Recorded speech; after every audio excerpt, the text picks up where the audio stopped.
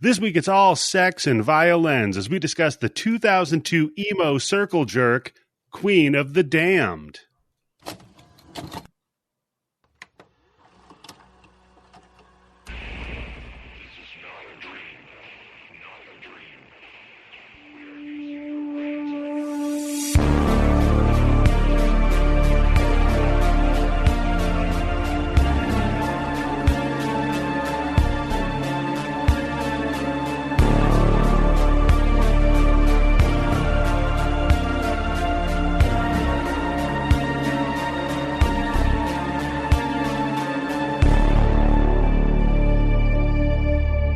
Hello, everybody, and welcome to the Bloody Bits Horror Show. I am your host, Eddie, the Axe Jefferson, and joining me, as always, is the guy selling dog blood at the concert. It's Tim Yobo. How are you doing today, good sir? I'm doing very good. Happy to be here. Not happy to be talking about this movie necessarily, but what are you going to do?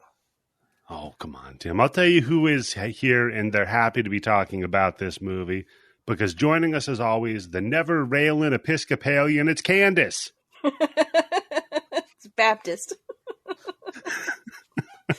Not in the movie it was. And how are you doing today, Candice? Doing fantastic. I don't want to talk about this movie per se, but more of like everything surrounding the movie. Okay. Definitely want to get into the soundtrack, the posters, the McDonald's special glasses that they had for this movie. What? Oh, God. What? Okay. I was like, I don't remember meal. that. Oh, God, yeah. So we are Happy Meal. Oh, God. So we are here for the second week of No-Vamper. And as I said earlier, for some reason, we're talking about Queen of the Damned from 2002. But before we do so... Oh, wait. What's that music? That was in the Daredevil soundtrack. I just kept the entire movie. I just kept waiting for this song to show up. That song didn't come out for like another year or two. This movie's this song's a hack.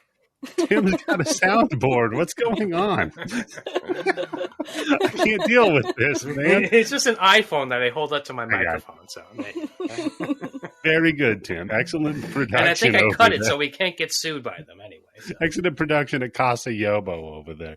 Before we get started on this, the sound quality was actually pretty good. Wasn't bad. Candice, what have you been consuming this week? Oh, I have been consuming Interview with the Vampire, the series. I just finished all of the episodes this morning, and I'm going to go back and rewatch them, because what a fucking treat for the senses. And what a treat for someone who is, like steeped most of their adult life and partial childhood in the Vampire Chronicles. I actually have a original paperback of Interview with the Vampire, the one that was published in 1977. It doesn't say like #1 bestseller Anne Rice or anything like that. This was her first book, Interview with the Vampire, and that came out in 77. Yep. Holy shit. Yeah. So yes, and it's more Interview with the Vampire. Yeah, and it was so much fun because I've memorized the movie, obviously. And I know the lore, for the most part, like, inside and out. And so, like, matching it all up, and they make, like, little references to other parts of Anne Rice's, like, universe. Like, it makes a reference to the Mayfair Witches. Mm-hmm. And, some other stuff, too. And they'll make, like, Stephen King book, where they reference other Stephen King movies or books. Yeah, and so it's fun to, like, catch those little Easter eggs and stuff. And also, like, the guy who plays, I think his name is like Andrew Reed or something like that. The guy who plays Lestat, fucking phenomenal. Holy shit, is he so good. When I saw him, Candice, I was like, oh, Candice is going to like this Lestat. Oh, my hand is so tired. Yeah. All over there, man. It's just, it's been absolutely amazing. I mean, they take some real liberties with the story. But they do it in a good way. Like, they add the fact that Louis black in America. And so that adds a whole nother, like, texture to it that wasn't present. Because, Louis was a white slave owner in Interview with the Vampire, the original. Yeah, they flipped it. Yeah, and it's been so good. I cannot stress enough how good Interview with the Vampire is, and not just for fans of the books and the series and the movies, but it's just a really good fucking show. And it is a good. I agree with Candice. It encapsulates everything that I love about this series these book series is the fact that it's the beautiful and the grotesque going hand in hand. It's like, yes, we are sexy vampires, but we'll fucking kill you. And we won't think twice about it. In fact, we'll torture you before we kill you. Emotionally, mentally, and physically. Didn't we just learn from last week you don't play with your food? Yeah. Well, these are much better vampires than her, I'm sorry. I'm sorry, they are. At least they say the word vampire. So they don't have mood ring eyes? They don't? No, they don't. Okay. But plus I love the fact that they kept Lestat as blonde-haired and blue-eyed, because that is actually like that's a story, that's a plot point. Yes. Candice loves her Aryan vampires. Makes sense. A plot point. I mean, it doesn't say it in the show, so it's not a spoiler. You've had to have known this if you've read the books. Is that the whole reason he was turned to a vampire is because he was blonde-haired and blue-eyed, because his maker said he'll always have the sun in the hair and the skies in his eyes. Gross. So, Tim, what have you been That consuming? sounds like some groomer shit talk to me. Yeah. I think he was like 25. He wasn't like youngin'. Compared to Amaris when he made him, right? That's a little bit of an age gap going on. Marius didn't make him. Oh, here we go. This is going to be dork fest. No. Candice is going to have to update me because it has been maybe 20 years since I've read an Anne Rice Lestat book, but I have read a bunch of them. All right, Tim, what have you been consuming, my friend? It's been consuming me. There's this little cocksucking motherfucking game on Game Pass called Vampire. Oh, you're playing it? Oh, Tim. Cock fucking sock. How the fuck do you make it past 15 minutes in this goddamn game? You get good. Yeah, get good, Tim.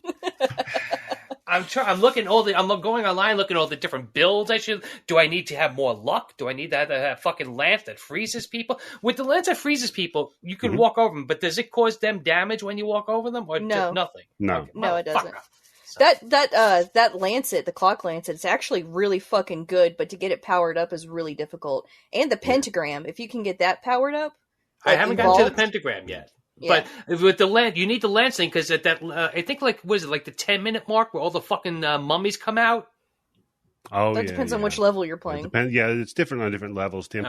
Oh. Easy, like early on, if you want to make some time up there, go for the garlic, laurel, and Santa water. I'm using the garlic, and I'm not using the garlic. I'm using the laurel. I read online that the laurel is the best one to have. That's also really difficult. If you can evolve it, which is very difficult to do, you'll become immortal. Yeah. But getting it evolved is, like I said, fucking difficult. Well, no, good game. That game's got me hooked. It's like a great game. 2084. Yep. Yeah, it's like a modern Smash TV with Castlevania graphics. It's a lot of fun. You can't hear that beeping, right? No, now I can't. I can. I can hear you talking about it, though. So I've been consuming the same thing, so I'm not going to bring that up. They just switched it on to console, so that's nice. But I have... Well, how far have you gotten on the game? Oh, that's a good question. So I played it on PC, right? Then I started it back up on Xbox. Who did I just unlock on Xbox? Yeah, because that's my next question. How many people can you unlock? Because I think I just unlocked the wizard, the one that has like the circles that pop on the ground and shit just randomly falls on them. It's like there's so many characters. I think there's 20. There's more than 20. There was 20 back when I was playing it. I forgot how many there are now, though. But it's such a great game because you know why? Because it's so good. And it's just so fucking bare bones. There's nothing. Yeah. There's nothing in that fucking menu except for exactly what you have to do for that game. Nothing else. Yep. Yeah, it's a good relaxation game because you don't have to be like, oh, let me plan out. No, what are you talking about? My fucking eyes are bleeding almost when I get finished playing. I can just imagine you're like bursting a blood vessel while playing this fucking game. I had some edibles, so my eyes are already wide open, right? Now I can't blink for 15 minutes. All right, I got you, man. I got you. So other than that, I'm preparing. I'm preparing for the fucking holiday season that's coming up. Oh my God. I've got driving out to places. I've got people coming over. I've got too much fucking social stuff I got to deal with. So just trying to get prepared for that, man. Well, that's all no I got fun. going on. No, I hate people. Even the people I don't blame you. No, I love. Why don't you do a it. Larry David and tell everybody that you want to vote for Donald Trump in 2024? That way they don't want to come up your house, right? No, I did one better. I got verified on Twitter. I saw that. That's right. I saw that. How's that Having a good old time with yourself. Oh my God, so many people got fucking pissed off about me doing it. I love it. It's the easiest way to troll people, man, because they fucking hate it. And they're all like, oh, you gave that son of a bitch money. No, I didn't. You just do a charge. I think you have to emphasize that part more, the little workaround that you found on it. Yeah. Yeah, you just do a charge because, okay, so I registered it, and the idea, because I have two decent Twitter accounts that have the same followers largely, right? One that I made for the show and one that I made for me. So my thought was, I can sacrifice one of these accounts. I don't care, right? So the idea was I was going to make it a gimmick account that was the dog Elon Musk fondled. And then I would just keep responding to all of his tweets with like a bark or something until he... right now, Candice is going, I know I heard what Eddie said, but I don't understand what he said. Yeah, he fondled the dog. Candice, yeah, Google it. Many other things, yeah. Everybody I'm not going to Google that. I'm not going to Elon Musk fondled the dog. Remember, make sure you put Elon Musk in first, not just fondle the dog. Safe Elon search Musk off. fondled a dog. Just search it. So yeah, I was going to do because there used to be the racism sniffing dog on Twitter, and it would just bark at people when they tweeted some racist shit. I love that. That one was fun. So I was just going to be the dog Elon Musk fondled. But then they changed it so you couldn't change your name on your fucking account. So I just took a screenshot. So now you have to make a new account every single time to change your name. Right? Well, if I think you can do it if you don't have a verified account. But if you have a verified account, you can't change your name now. So you're stuck with whatever it was that you had when he changed that rule.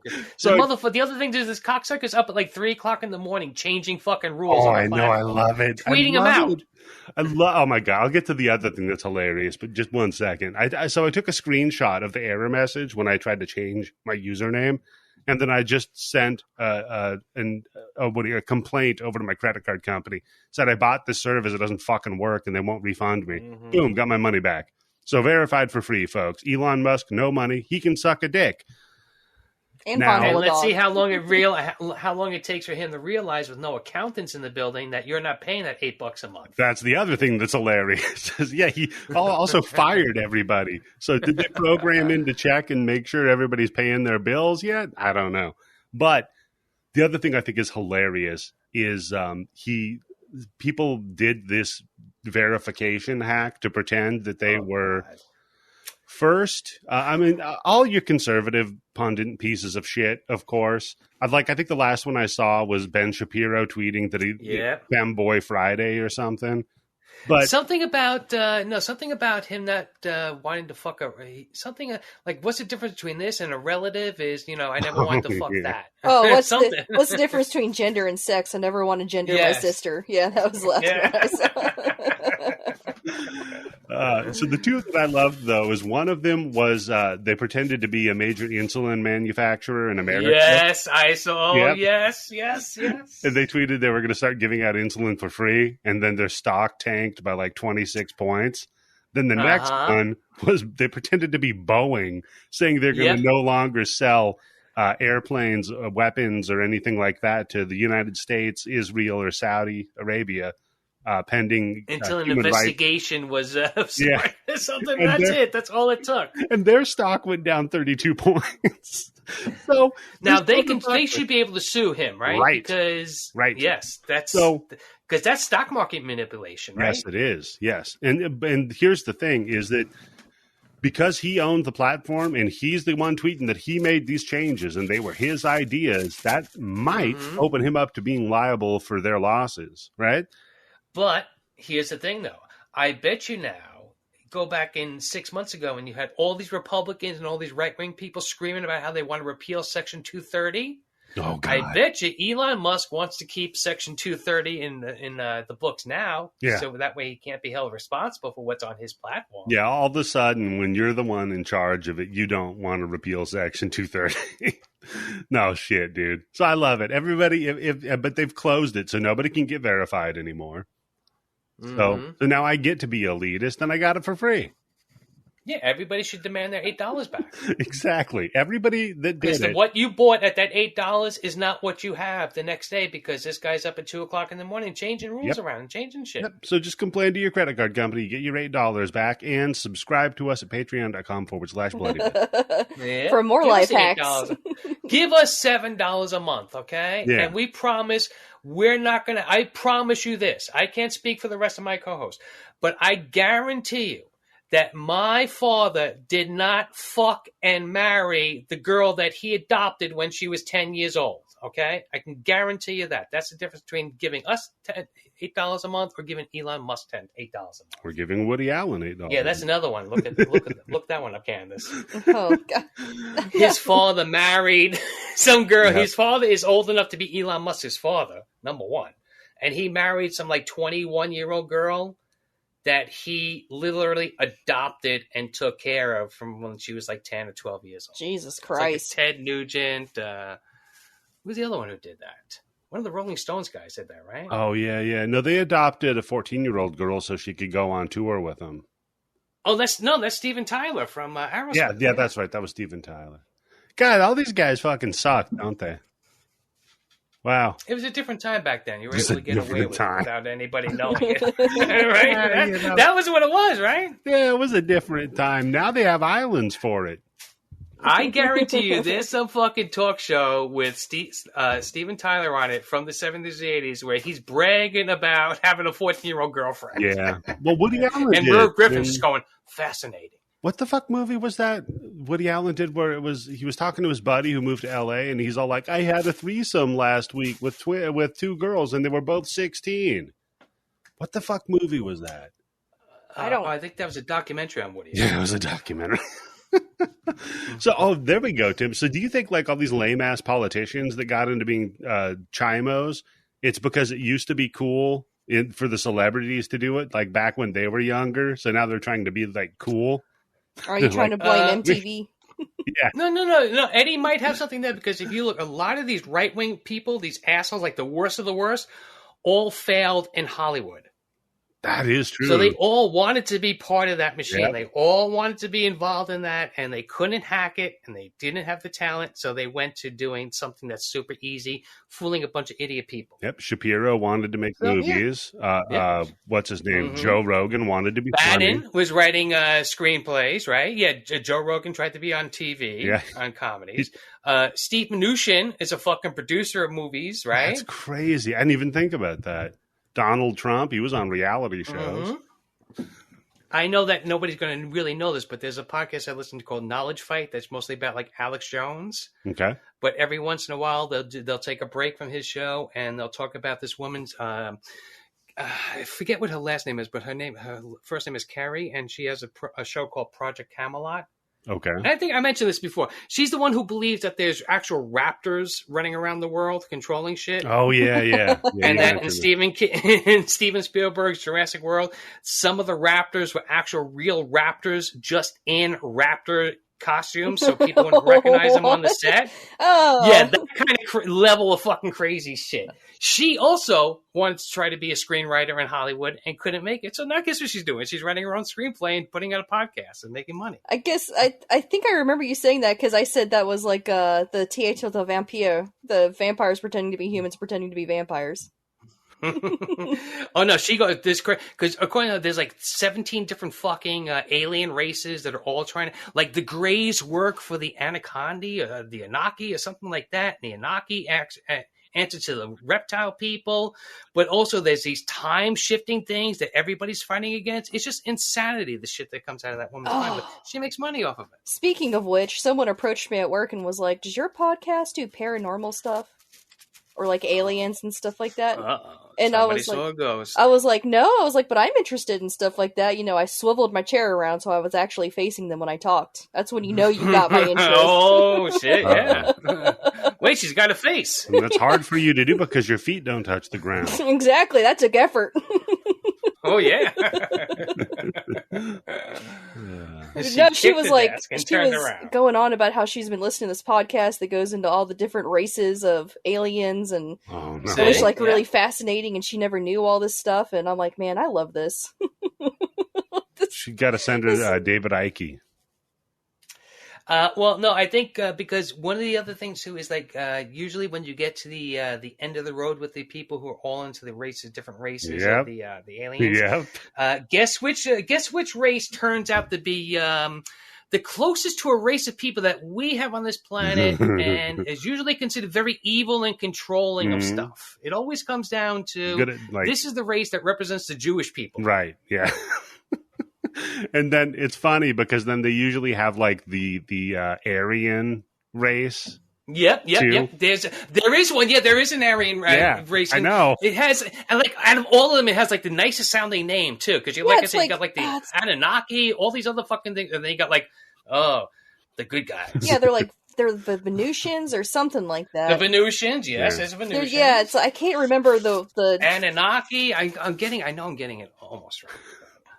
I know the ones you're talking about. They're the hot Nordic ones that come down to Earth and fuck nerds. Yes. There you go. Yes. This is how good America is. People that are so stupid that they can believe this shit can function. Like they can exist. They can sometimes thrive. This really is the land of opportunity if you think about it. Can I do you one better? Sure. You know where she gets all that information from? Please. She has a whistleblower called Captain, which he's the one who gave himself that title. Is it Captain Stabbin? Mark Richards. No, Mark Richards. Captain Mark He's in jail for having somebody murdered. Okay. And I think he's been in jail for like 30 years. And he claims that there's no way that he could have done it because he was off planet that day. fighting with the Special Armed Forces of America against some lizard people. It's fucking airtight. And he was very young and very cocky about working with the lizard people and going to Mars on his weekends, that the government decided they had to do something to shut him up and stop him, so they framed him for this murder and put him away for the rest of his life. Oh, my God. That's where she's getting all of this information. Checks out. Yeah. Yep. Fucking airtight. Knowledge Fight. Listen to it. It's a great podcast. That's great. Tell you what's not great, though. Queen of the Damned. So, Candice. Yeah, do we have to? Come on. That's why, I know we do a pre-ramble before we get to the show, the movie. Yeah. That's your favorite part? Can we do a 3-hour pre-ramble in 1 minute of the fucking movie? I know the meme is the 40 minutes into the podcast. So, let's get to what we were here for. And let's dive right into it. And it's only 22 into it, Tim. I understand. But we do have to talk about the movie. Otherwise, what are we even doing here? So, Candice, why the fuck did you pick this movie? Well, I really wanted to talk about Anne Rice's vampires. I want to talk about the Vampire Chronicles, but I didn't want to do Interview with the Vampire because it's good. Because it's fucking sacred, and I knew Eddie was going to be cracking jokes and shitting all over it, and it was going to piss me off so much. So I was like, I'm not even going to do that. Yeah, that was going to be your sympathy for Lady Vengeance. Don't make jokes about this movie. Tim, we're going to do Interview with the Vampire. No, we're not. It's me and you. No Candice, so she can't even be there to defend it or anything. No Candice, right? But we're going to talk shit about Candice during it, so she has to listen. I'll get Chaz on. Candice told me she doesn't like these kind of vampires. I'll find Chaz's contact info and get him on. Oh, there's no way in hell. Oh, you say that. Maybe if you pay him. Yep. Yeah. Oh, well, gee, there's no way in hell. Well, if you give him money. Oh, he's the one who got me my pedo bear. Oh, how sweet. So why'd you pick this movie? Don't fucking change the subject. Picture it. It was 1998. I was 13 years old. Gross. My sisters and my mom were shopping for clothes and makeup like they normally do. And like I normally would do during this time is I would go to the bookstore next door. and start perusing the selection. And I'm like, oh, I like vampires. So I pick up this book called Interview with the Vampire. No idea what it's about. So I walk over to the counter and I hand it to the cash register girl. And she's a red-haired girl named Candy. Uh-oh. I was like, oh God. It's a time travel story, isn't it? This is what would have happened if you went with your mom instead of just buy makeup instead of going in and buying books. Yeah, all my life. I remember it so clearly because, her name was Candy. And she had this, like, vibrantly red hair, so it kind of stuck out in my mind. And she handed it to me, after I paid for it, and she was like, this book is going to change your life. Oh, was what she said. Gross. So, and she was right. She was right. It's one of those moments where you look back and you remember it so clearly because it changed the trajectory of your life forever afterwards. Can I just make a point real quick? Huh. Imagine if you bought that at a bookstore and it was me as the cashier and I was like, little girl, this book is going to change your life. Okay, continue. I just wanted to put that out there in the universe. I wanted to ruin this treasured memory of mine, this precious memory. So, yeah, it hit me at just the perfect time. I put away all my Star Wars books. And I put away all my Star Wars figurines because before then I was, the Star Wars nerd. Yep. You put away such childish things. Started wearing black and staying out of sunlight so I could be super pale. God. Oh, God. Got all the books, every single one of them. Of course, I got the movie on VHS and I watched it so often that I can recite it by memory now. Yeah, wrote my fanfic. So hold on. When you discovered the books, the movie was already out? Yeah, the movie was out in like 1994. Oh, Jesus Christ. Tim, you're old, buddy. Yeah, I am. It's all right. Jesus Christ. Because I remember reading the books and for 15 fucking years. Who's going to be Lestat? Who's going to be Lestat? Tom Cruise. No, it was supposed to be Rutger Hauer was originally, but he aged out. Yeah, thank God. I can't imagine Rutger Hauer as No. Rutger Hauer. See, well, it's a different generation, but when I was reading those books, Rutger Hauer is who I had, even before anybody else said that, just from how they described he's too rugged. what he's done. Lestat's not rugged. Lestat's a pretty boy. Pretty him up a little bit. I don't think so. But yeah, that was altering, life-changing moment. Forever a changed person. Never the same again. And then, after turning 17 and Queen of the Damned comes out. And I was looking, going through the website, looking at any updates, watching the music videos. Why the fuck is Jonathan Davis the voice of Lestat? I don't understand. He's not a good singer. And then the movie comes out, and I go and see it, and of course I forced my dad to take me. I go and see it, and I didn't want to admit to myself how terrible this movie was. Oh. I so badly did not want to admit to myself how terrible it was. I took my boyfriend to see it too. Because you thought you missed something. You thought you just didn't get it. You were having a bad day that day. Yeah. I had the same thing with Phantom Menace, Candice. I just could not admit how terrible it was, so I bought it on DVD when it came out on DVD. And right now, she just ordered the 4K UHD copy. On Amazon. It's coming tomorrow. My only consolation was that at least Stuart Townsend is hot. He's a terrible actor, but at least he's hot. I will say this. Yeah, he can't act to save his fucking life. He looks like a great Lestat. I won't say that he is a great Lestat. Except for his brown hair and brown eyes. Remember that huge plot point? Yeah, well, I mean, what are you going to do? If it was done today, they could have CGI'd his eyes and his hair. Just give him some fucking contacts and a wig. Jesus Christ. It's a huge plot point that he looked like that. Yeah. Well, it must not have been, though, because it's never even mentioned in the movie. Because they combined the Vampire Lestat and the Queen of the Damned into this one movie.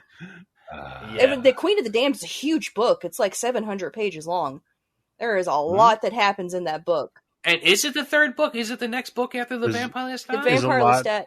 It's Interview with the Vampire Lestat, Queen of the Damned, Memnoch the Devil, The Tale of the Body Thief, Blood and Gold, Pandora, and Blackwood Farm. So then Tale of the Body Thief is when I tapped out on her books. Yeah, okay.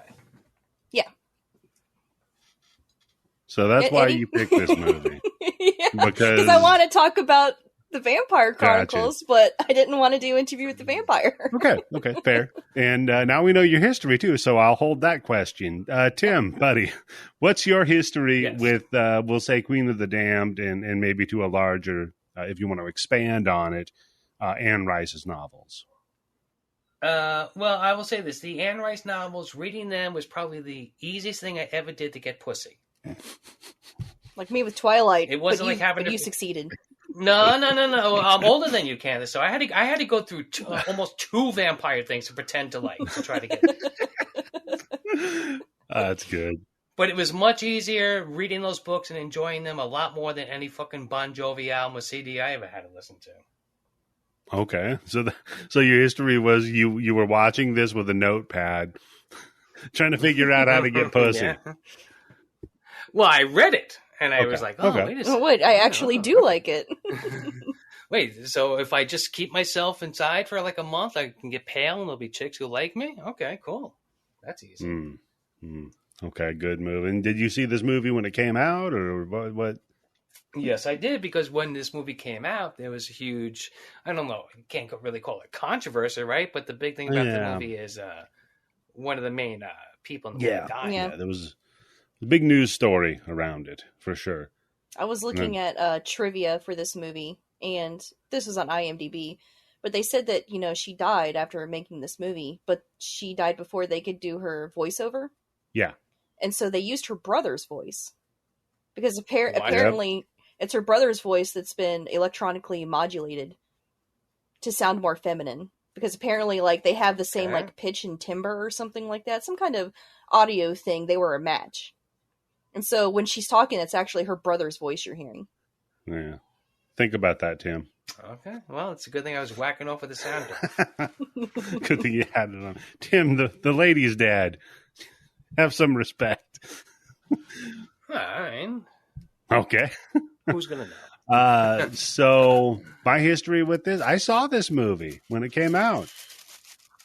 Some woman that I was dating. I was just going to say, what chick dragged your ass to see this movie? Wanted to see it, and I had to see it, and then I remember I was like, what the fuck is this? Is a vampire rock star? What the fuck are we doing here? And then I remember it ended, and I was like, what happened? Do you have any history with the Vampire Chronicles at all? Oh, yeah, totally. So I remember seeing those books at Barnes & Noble when I was walking by that section to go look at magazines or things like that. About cool stuff? No, probably not about cool stuff. I think I used to get a lot of Guitar World magazines back in the day because they had I forgot you liked the magazines because of all the pictures, so you can pretend like you know how to read when you flip through it. That's fair, yeah. And to all our listeners who like graphic novels and comic books and stuff, Candice says, you're stupid. So there you go. That's not what I said. You know I read comic books. Candice says you're a dum-dum. So there you go. She doesn't respect that art form. She thinks it is for children. What's her Twitter handle? That's you were talking about 69. Guitar Player magazine. You were not talking about comic books. What kind of articles are in Guitar Magazine? Like how to play the guitar? Yeah. Or what? Just like this guy plays a guitar and it sounds like this? What is it? There's actually a lot involved in playing guitar, Tim. There's different hardware that you have to use for it. There's different effects pedals. Plus it's interviews with famous guitar players. Some of the interviews are really interesting too. Because it's usually people. Oh, that interview with Mr. Wawa, the guy who Mr. made Wawa, Mr. Wawa. He went on to open up a chain of convenience stores. Tim, I don't know if you're familiar with it. Wong's Burger. Oh God! So here we go. 2002, directed by Michael Reimer. He went on to direct 50 episodes of Battlestar Galactica. So of course, Candice, this is right up your alley. Yeah. The new Battlestar Galactica. Yes, of course. Well, It was also written by Scott Abbott, who's a nobody, Michael Petrioni, who's also a nobody. Yeah, when I was looking at the trivia, it said that Warner Brothers was getting ready to lose its license back to Anne Rice. And so they just, after waiting 7 years, or 9 years, or however much it was, they just decided to throw it all together and make something. And so much of the trivia was how much Anne Rice fucking hated this movie. It's a spite movie, right? I'm going to make this movie just to fuck you. From everything I read, Anne Rice wanted them to do The Vampire Lestat, not this. Yeah. And she kept and like, then do Queen of the Damned, Right. Do that. And they're like, no. And then literally the last year that they had it, they're like, oh shit, let's smush these 2 books together and make a fucking 2 giant movie. books. Yeah, but I'll bet you this is what fucked it up, because Interview with the Vampire was a gigantic movie, right? Huge hit. It made money and people loved it. Massive success. Critics liked it. The people liked it. I could not believe that Tom Cruise was going to be in that movie. It blew my fucking mind. I was like, I'll never see that fucking movie. And I saw the movie. I was like, you know what? He did a really fucking good job. But how do you lock Tom Cruise and Brad Pitt and that Durst Kirsten kid Dunst into a 3-picture deal? Dunst. Brad Durst. Yeah. How do you lock them into a 3-picture deal? So if you're going to do the Vampire Lestat, you can't do it with the original cast. Yeah, I mean you could, but you'd have to pay. So you kind of painted yourself into a corner, like I said, at that point, both of those guys were big enough that they weren't going to fucking sign. Oh, we're going to sign a 5-movie deal where we're locking ourselves into it, right? So I think that kind of fucked up the trilogy. But Tim, if you can't get them, you get Stuart Townsend. Who was married to Charlize Theron. Oh, nice.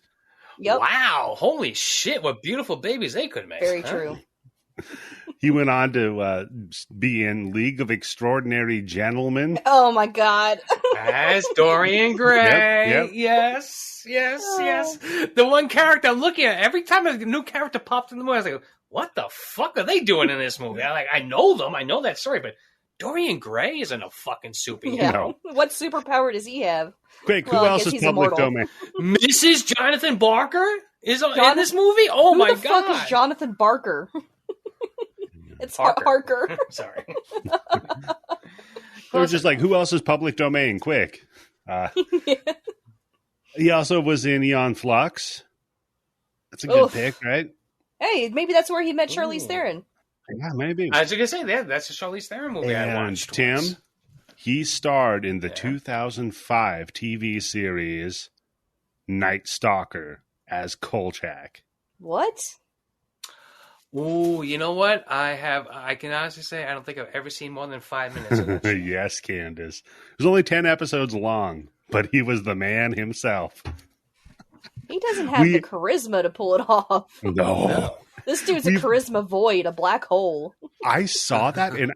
Well, I don't know if you could say Carl Kolchak exactly had a lot of charisma. He might have had screen presence. Yeah. You have to act to play that character, Tim. I mean, come on.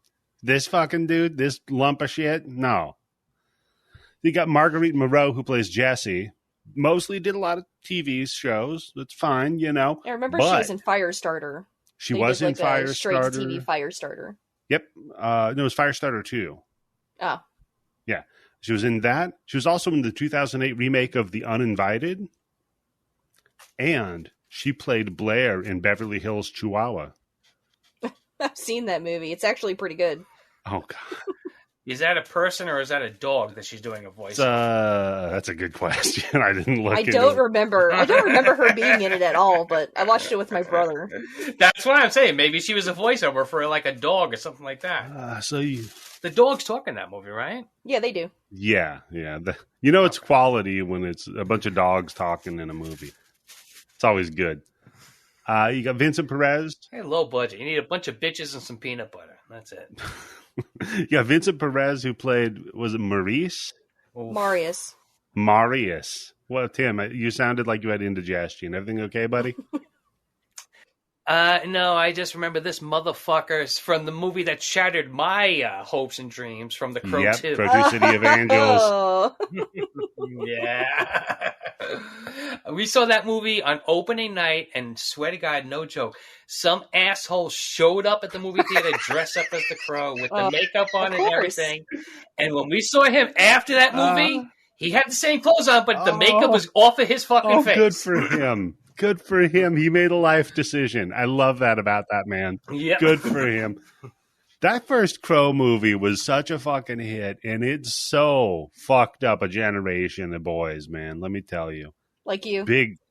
It's a great movie, and it is to this day, it might be one of my favorite all-time movie soundtracks. Incredible soundtrack. I mean, it's a time capsule, but great soundtrack. Incredible soundtrack. No, I wasn't really a Crow guy, Candice. So then we got Paul McGain, who played bitch-ass David. He was Walter in Alien 3. And he... Yes. Oh, fuck. That's right. And more importantly for people like Candice, he was the 8th Doctor in the Doctor Who series. Damn right he was.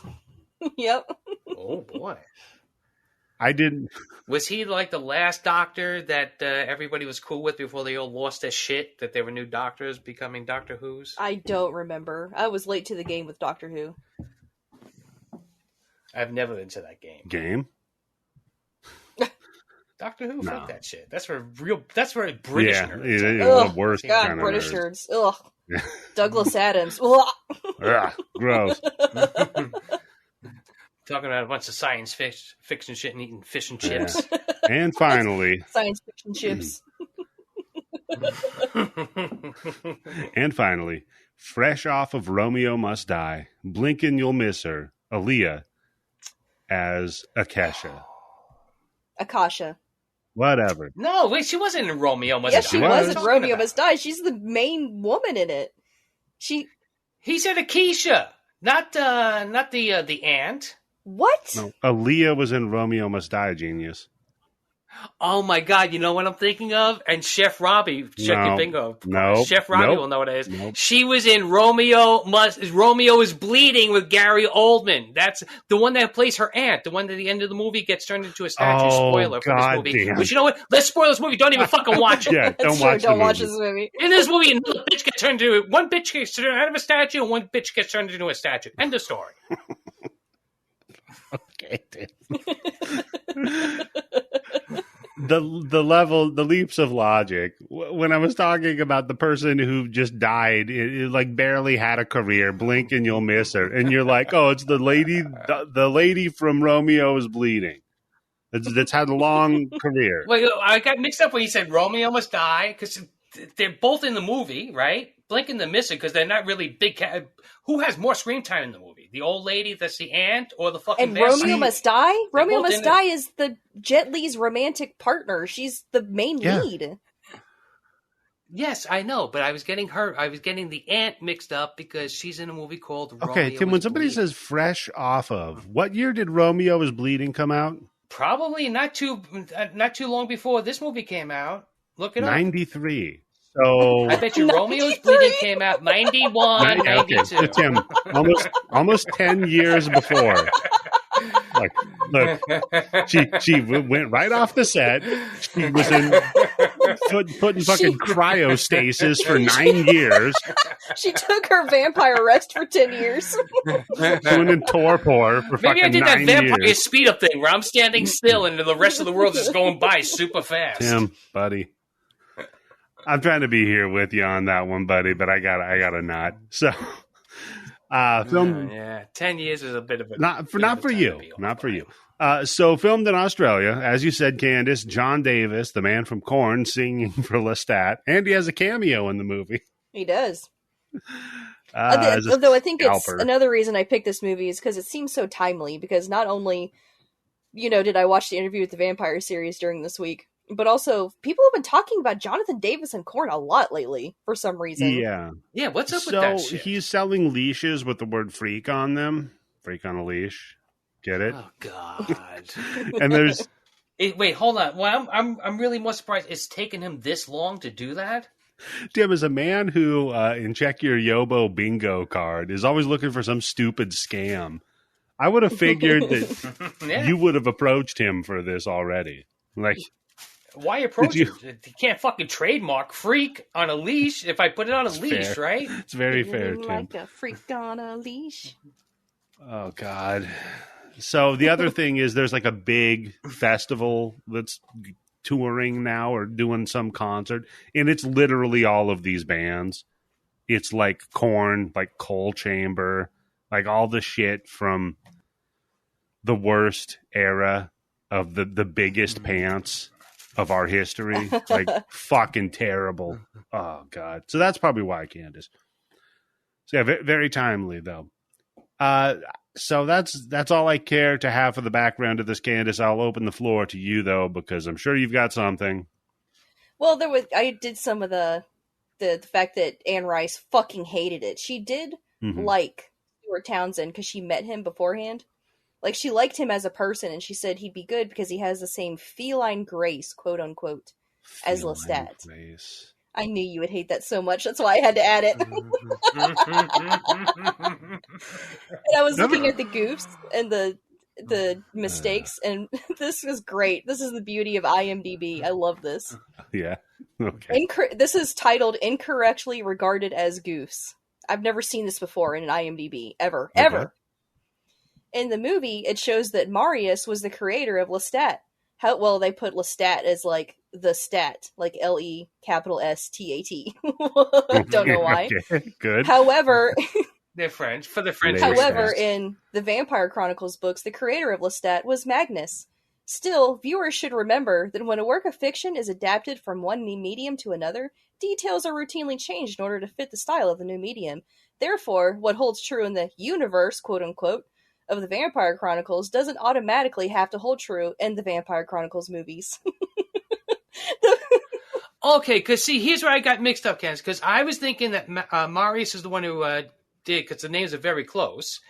And I'm looking at it, I was like, I always remember it from the books, like, being described as, like, a really, like, an old fucking vampire, like a fucking, like, almost like a Nosferatu-style vampire, compared to, like, Vincent Perez. Yeah, Magnus. So, all right. So, I got the names mixed up. Yeah, Marius was, he was a blonde-haired, blue-eyed Roman, because his mother was from Gaul.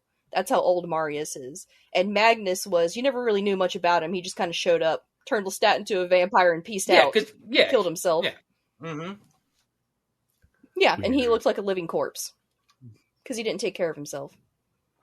I just wanted to say that because of all the, the Lord of the Rings and all this other stuff where people are like, that's not accurate. Oh, yeah. It's just the fact that someone put this in the if it's IMDb. an adaptation, you get to play. That is fair. The person makes a good point. Yes. Especially, like, if you're going to make a TV series that's supposed to go on for 4 or 5 years, maybe even longer if they get enough ratings, that's based on a book that has a start, middle, and a finish to it.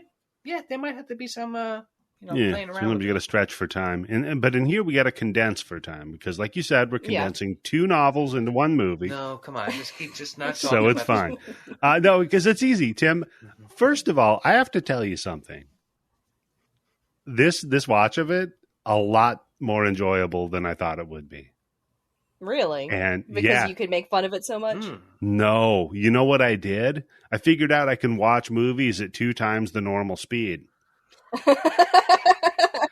Oh my God. How she must have looked moving around at 2 times the normal speed. Oh my God, Tim. That must have been fucking incredible. Usually my notes are like 4 pages. Tim, I got 2 pages, buddy. We'll zip right through this, just like a cash. Love it.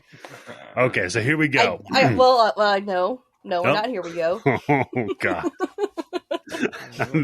Because I mentioned held this. Court on right now. Okay, go ahead. I mentioned this in the host Discord because I was like, okay, I used to listen to the soundtrack a lot. Yeah. Okay. Oh, that's right. Yes, we're going to hear Candice. All right, everybody. Get ready, everybody, for an embarrassing story. Not an embarrassing story, actually. Masturbation story. Here we go. No. That's what my money was on too, Eddie. That's what my money was on. Okay, Candice. Yeah.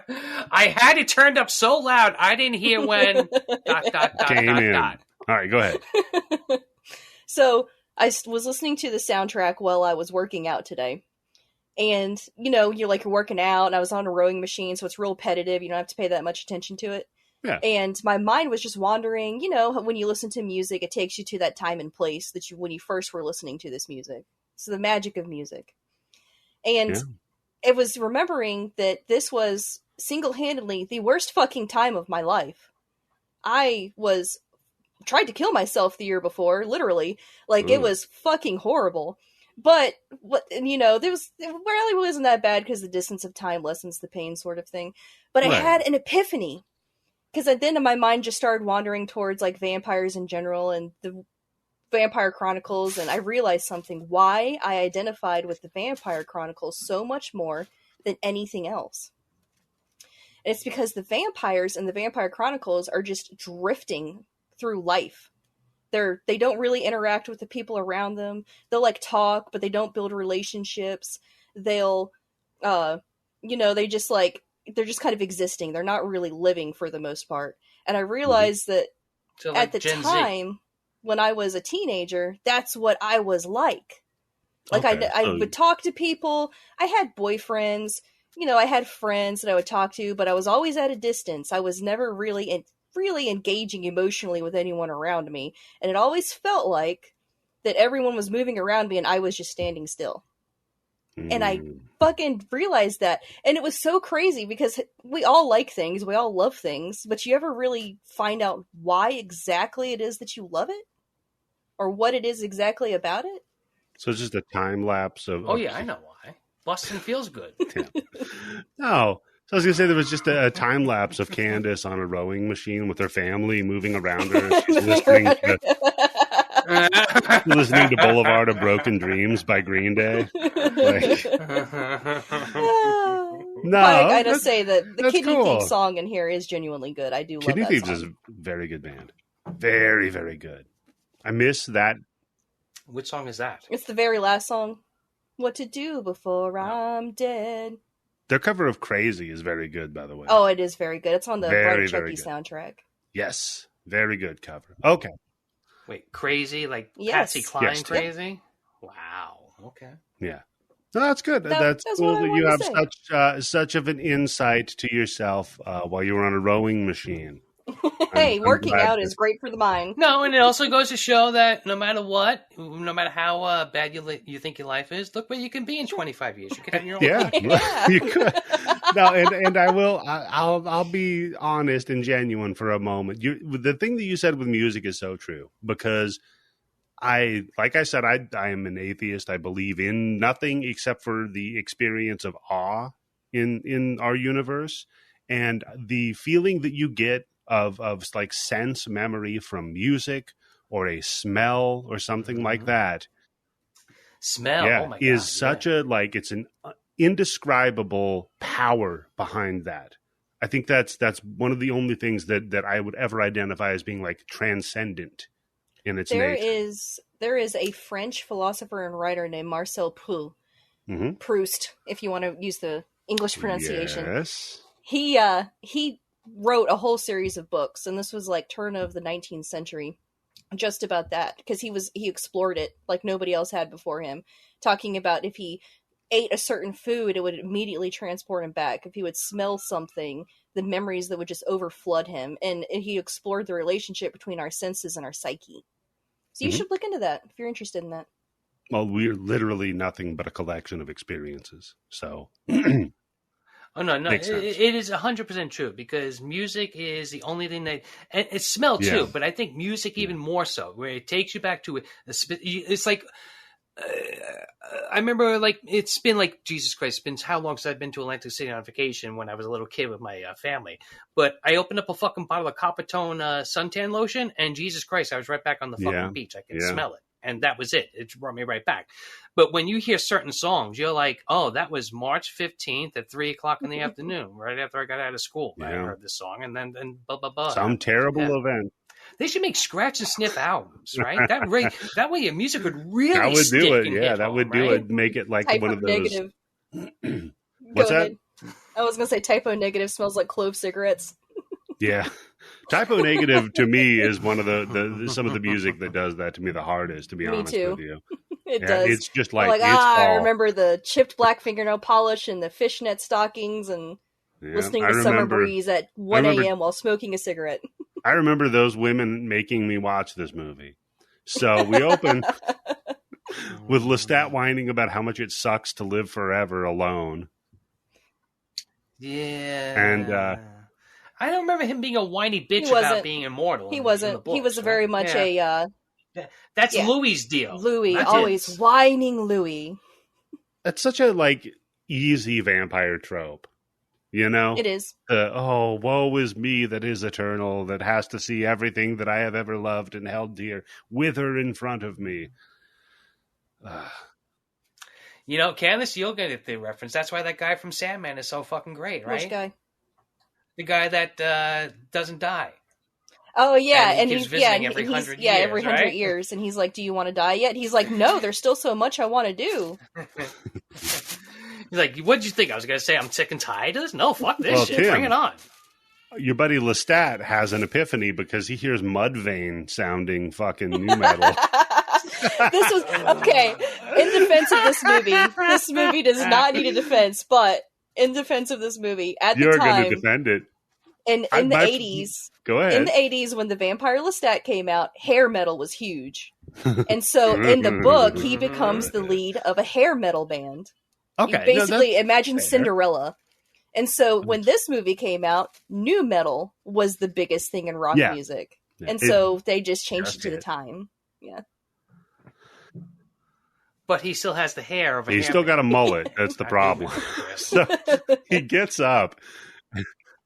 And hold on, Ken, in the book, they're doing this, he's in the bottom of his house, right? He's not someplace else hearing this fucking music, and they just happen to be recording in his old house, right? He's in a crypt. In the book, he crawls into a crypt, but the crypt is in his house where they're recording, and then that's like they're in his house, and he just pops up and he sees this shitty band with bad piercings. 1132 Rue Boulevard. What? That's the address. That's the address. That's how far down the rabbit hole you're going. Okay. Just a note to Candice's husband. You fuck that. Just so you know. Oh, he already had to hear it because I finished that episode this morning. And I went into the living room and he had to pause what he was watching, and I had to go through every single discrepancy between the TV series and the books. So he's like, the things they do to get laid. At this point, that your poor husband. The irony is, I'm looking at the Romeo is Bleeding Internet Movie Database right now, and I see Gary Oldman about to blow his brains out. So I'm thinking about your husband right now and this conversation. No, so he goes up there and he brings his violin, and he's like, "Hey, I heard you're a band. I'm going to be a band with you, and we're going to do that." And they're like, "I don't know about that." And he's like, "No, I'm a vampire." And this motherfucker just drops the masquerade immediately. Boom, done. Are you mad about that? The scene of him draped across the fucking speaker. Also, I'm just like, oh my the fact that Jonathan Davis's voice is supposed to be so enchanting and magical that they just can't believe this came from a human being. Yeah. Plus, Stuart Townsend's French accent is fucking atrocious. It's really bad. Yeah, it's not great. He's not a good actor. Not great. Okay, so what new metal musician would you have the voice of for the enchanting singer, Candice? Well, I guess Chris Cornell wouldn't count because he wasn't new metal. He was older than that. Hell of a singer, though. Cornell had a great voice. Yeah. Someone who actually could sing and was new metal. What about Chester Bennington? Well, Chester Bennington's in the movie. Well, I mean, but yeah, he is a better singer, all around than Davis. I don't like Linkin Park. I never liked Linkin Park. No, terrible music, but yeah, he had a better voice. He's a good singer. Totally. Yeah. See, I was just gonna say I don't know who the fuck you're talking about. I've heard of Linkin Park. Yeah, it's a singer for Linkin Park. Yeah, because they did a cross. You know why? I know that because they did a crossover with Jay-Z. That's Tim. You would have it. It would have to be the Who or something, right? Roger Daltrey. Oh, Roger Daltrey got a great voice, yeah. Oh no, I think if anything, you might want to give. If you want to do that, you give it to Robert. There Plant. You go, Tim. So Robert Plant playing Geddy Lestat. Geddy Lee. Who's the guy from Mastodon? Get that fucker out there. That guy rules. Love that guy's voice. So then we cut to them having a fucking press conference, and the line "sex, blood, and rock and roll." Sex, blood, and rock and roll. And I have written down Are we to believe that the international press is taking this vampire shit serious? Yeah, I mean, I totally believe that Tobias Forge from Ghost is, in fact, the Pope of Satan. 100% believe that. Yeah. Wait, the Tim, No, the what it is- Undertaker was a dead man. You don't remember that? No, I'm pretty sure they don't actually believe it. I think they think it's like a shtick, like an act. Yeah. And in fact, the one of them says like, "Oh, at first I thought it was a bit, like a thing." But anyhow, then Lestat, he can't even. No, it turned out to be a bite. He can't even be bothered to actually be at the press conference with all those fucking losers. He's got the big Big Brother 19 televisions set up that he appears on. And he's all like, hey, get ready for this exposition dump. And his whole thing is he's trying to die, right? Because he doesn't want to live anymore. He wants to die. So he's like, hey, other vampires, I'm an openly out vampire, and I'm going to go have this big concert in the desert, so you should come kill me. This actually is the premise of the Vampire Lestat. It goes Cool. into his history and that jumps between present day and his past, and he really did become a rock star and was like, I'm a fucking vampire. Everyone needs to know that vampires are real, and it pisses off the real vampires, Cool. and they try to kill him. So, question, why didn't he... Not like how these pussy vampires try to kill him at the end of this book, but he wants to die, just walk into the sun. Yeah, no, see, you know what?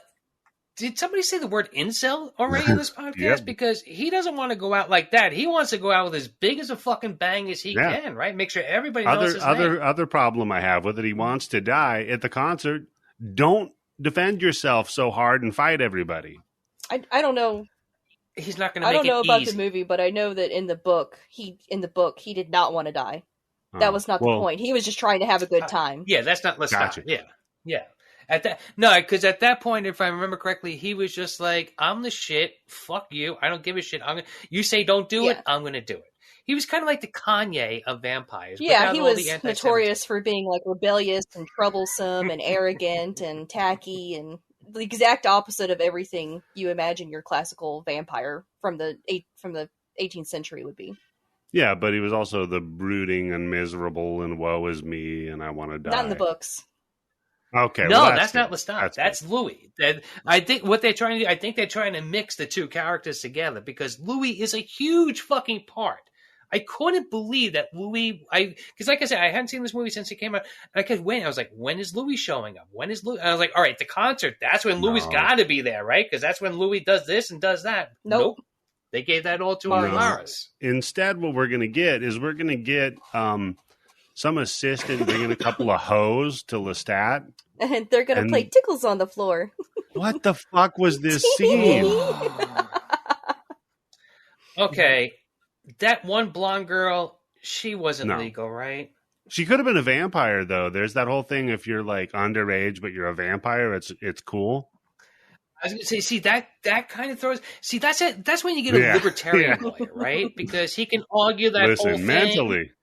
About, because, what does age matter if you're 800 years old? At that point, he'd be molesting anybody, right? So they crawl around on the ground, and then Lestat, he crawls up a wall, and they're listening to Static X, Never... I love how he crawls up the fucking wall, and they're just like, "Oh wow, that's really cool." Oh shit! Then when he gets to the ceiling, that's when wait a second, that ain't right. I like this. The song playing is "Cold, We're So Cold." I can't do a Static X voice. I can't do a Wayne Static voice. I always thought he looked like a turnip. He looked like a turnip. Just keep your voice static. Gotcha. It's okay. Yeah, look at a picture of Wayne Static. He looks like a turnip. Okay, I'm looking at a picture of Wayne Static, and I'm looking at a turnip. No. You got that picture loaded up that fast that she just said? Well, that I've got the Internet Movie Database for this up, and it's got two computer monitors, and I'm masturbating to Wayne Static. So I mean, it's the shape of his head. Oh, I get that. Okay. Oh, yeah. Fair. He does look like a turnip. Yeah. Gotcha. But I love that he doesn't just eat them. He plays cuddle crawl party and then pounces from the ceiling. He likes to play with his food. Yeah. Then we cut to some broad who's having an orphan nightmare. And then she wakes up and she's hearing him sing the song Redeemer on the television. And we cut to her showing a PowerPoint presentation to the vampire hunter cadre. That's not. Yo, it is so fucking funny when she says, "I truly believe that he is revealing vampire secrets with his lyrics." And I'm like, what the fuck vampire secrets could he be revealing with his lyrics? I like to drink your blood. Tim, this is Tipper Gore is what this is. This is Tipper Gore. Lestat is Dee Snider. It's going to come rolling in there, hair metal. She's part of the Talamasca. They're not vampire hunters. They're like, they keep track of all the supernatural beings, like the Mayfair witches, Lasher the demon, Ramses the damned, the vampires. They like keep track of them and they just observe them. They're like they're like the Watchers in the Marvel universe. They just That's see not everything. Gonna help they me know what's understand going on, it, but they Tim. don't do anything. Well, no, they don't do a very good reason of explanation Tim, in this book of why her. You're comparing it to something in the Marvel universe. I'm not. Okay. Well, Nope, installment that's the reference would be. Candice, you got this. You're the smart one in the podcast. How can you break it down to me? What is it? Buffy the Vampire Slayer. Nope. God Never damn watched it. that. Go on. Highlander. Did you watch the Highlander series? Oh, there you They go. have the There same you things. go. Their job is Cool. to chronicle everything that happens and watch, but never interfere. Gotcha. Okay, nailed it. See, Yep, there we go. Tim Found Candice has got me. Highlander. Okay, you know what? Now I'm starting to like this movie a little bit. Then they went, oh fuck it, he cuts The that one leg. vampire's head off at the end. Okay, cool. You know what? This is a good movie. So, yeah, she's like, hey, look, man, here's my PowerPoint on how this motherfucker is exposing the secrets of the vampires. And because the lyrics are directions to their Oh my coven. god! Yes. Oh, the leap of logic that she makes. I am sure. I am hopeful. I am good. Remember, Candice? I'm sure it's explained better in the book how she makes this connection. If she even makes that connection to that bar, then the Anvil Arms is what he mentions in a song, and I just happened to look up in all of England. And I found the bar that's from 1700 years old. And it also happened to be a known black magic place, Jesse too. being involved in Lestat's life at all does not exist in the books. This is completely fabricated for the movie because I guess he needed a love interest. This is all David at this point, right? She's supposed to be, at this point, this is David, not her. But I guess they need a love interest and they can't go Jesse that far. was the, direct descendant of Maharet and Makari. And she, she plays a part in the series as a whole, but she has very little to do with Lestat in general. They don't need a love. She looked hot. Literally, every person is a love interest to every other person in this movie. They don't need a love interest. Literally, everybody is about to fuck, or when they're feeding on each other, that means they're fucking. That's all vampires are. Yeah, but they need it. So because there is kind of like a little bit of a love vibe going on with her and Lestat. Oh, there's 100%. Right? I'm not saying it's right. I'm not saying it's what they should have done. But it's a movie made in the 90s or the early 2000s. They're not going to lean into, Lestat's going with the man. Yeah, they did. Are you kidding me? Because we're about to get to when Lestat gets turned, and it looks like he's coming in his pants, and he's also got diarrhea. I have written down. So wait a second. When somebody drinks their blood, that's like them busting a nut. Because that's the only time that they show any kind of like orgasmic fucking feeling. Okay, if anybody here is going to understand in the series of books what being bitten feels like, and busting as a vampire, it's going to be Candice. So Candice. Okay, so I think I talked about this in the Discord with Tim, because in the TV series, they do fuck. They have sex. But in the books, they don't. Mm-hmm. They have no sex drive. Everything is about the hunger. It's about the thirst. So drinking blood to them is like sex and chocolate and all your favorite food that you could ever want. Everything good in the world is feeding. That's all the emotions and sensations. So their way of quote unquote making love or fucking or having sex is feeding off of each other. Mm. That's when you're in your relationship with a vampire, you feed off of each other because that's how you have sex. Mm-hmm. Yeah. But in the TV series, they do have physical sex. And I was like, oh, okay. Okay, all right. I'm okay with this. So did you know that they've done functional MRIs of the brain when males and females have orgasms, and the center of the Interesting room to be in. Yep. But go ahead. So when the male has an orgasm, the parts of the brain that fire up are similar to the parts of the brain that fire up that activate to trigger that you're no longer hungry and you're now sated. Tired. Yeah. It Well, triggers. then why do they have buffets and strip clubs? So I'm sure it's for tax reasons. All right, Tim. It's a way of laundering more money. We just spent $8,000 on I shrimp. got this, Tim. Go ahead. Because on your credit card charge, now it's not a strip joint. Oh. Yes. It's a restaurant. Oh, shit. And all the That's a servers great were idea. glitter. Yep. And yeah, so you're saying that males are vampires and females are not, basically, because the hunger that you're talking about being tied into sex is literally a male urge. Okay. Is So that why just it's think called about eating that. pussy then? Yeah. So just think about that next time a guy is lustful over you. He might want to kill you and eat you. Well, that's never going to happen again, but that's Well, a you're fun married, thought. so your husband might. Oh, come on. You got a Yeah. podcast, Candice. You're gonna get have one DMs. movie Don't out worry there. about it. It ain't no thing. Wait, are you saying that David from Australia Oh, doesn't yeah, that's count? true. Oh yeah, there's that. Yeah, that's your buddy. Man. So and by the way, this is when we see the paintings of Morris. What's this fucking guy's name again? Marius. Marius. Oh. I hate the guy's name. I'm gonna call him Maurice. Marius this is the when- Romanist. This is when we see all the paintings of Maurice. He's my vampire friend, No, Maurice. he's Maurice. And apparently Maurice is the guy who made Lestat. And we know this because they have Lestat's journal. But hold on. I love how they have every 20-year painting photograph just loaded up like a fuck. Like a slide. Yeah, there's It's all they're him. We know that, sliding and yes. it goes through all of the history of art and then it ends up at like an Andy Warhol or something. They're like, here's the newest one. Yeah. That's actually Here he is as a can of true Campbell to the soup. character. He was an artist and he loved experimenting with the art of the times. And Yeah. Lestat loved music. That was his thing. That's a clever thing, right? Because So see, why would you want to die? Why would you ever get sick and tired of that? If you have all the time in the world to become the fucking artist that you want to do, right? And I'm assuming all the money, whatever you need, why would you be tired of it's that like shit? playing GTA with all the cheat codes on, Tim.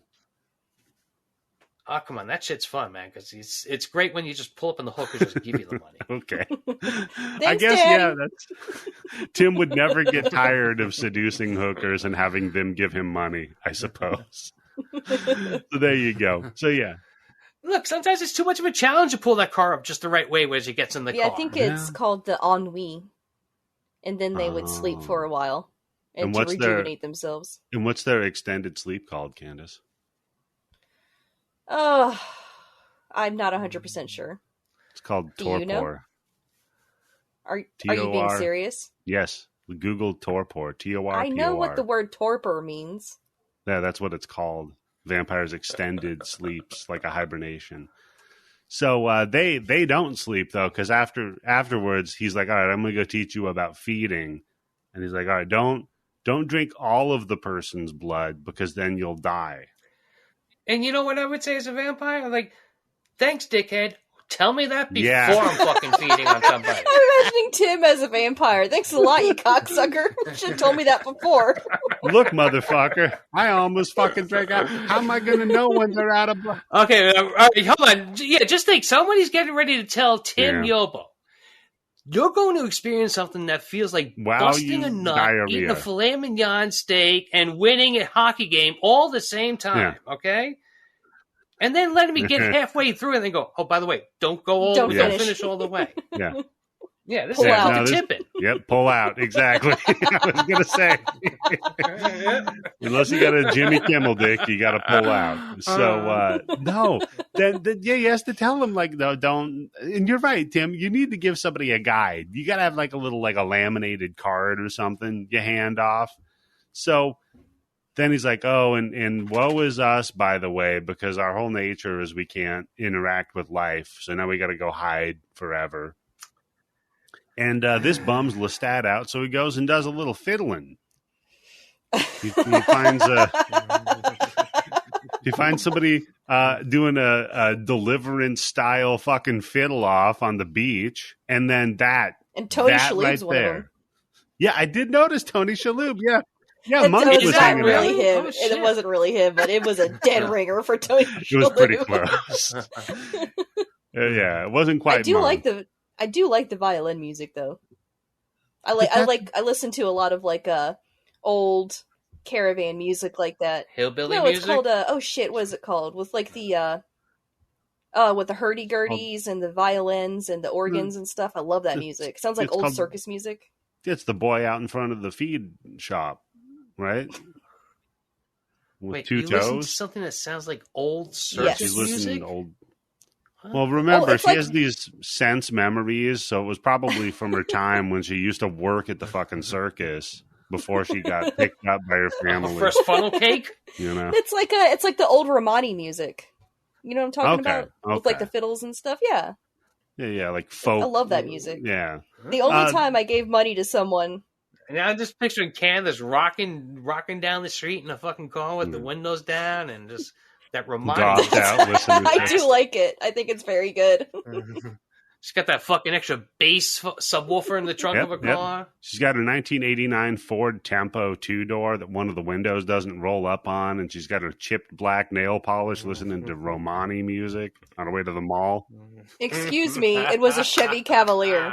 Oh, sorry. And yes, the driver's side window would not roll up all the way. You had to like get out and like use your hands to pull the window off. That was a thing.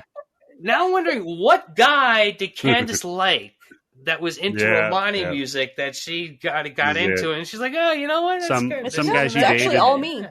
Some guy she dated watched Thinner and then got all into cursing what? people. I like it. Yeah, that chick was hot.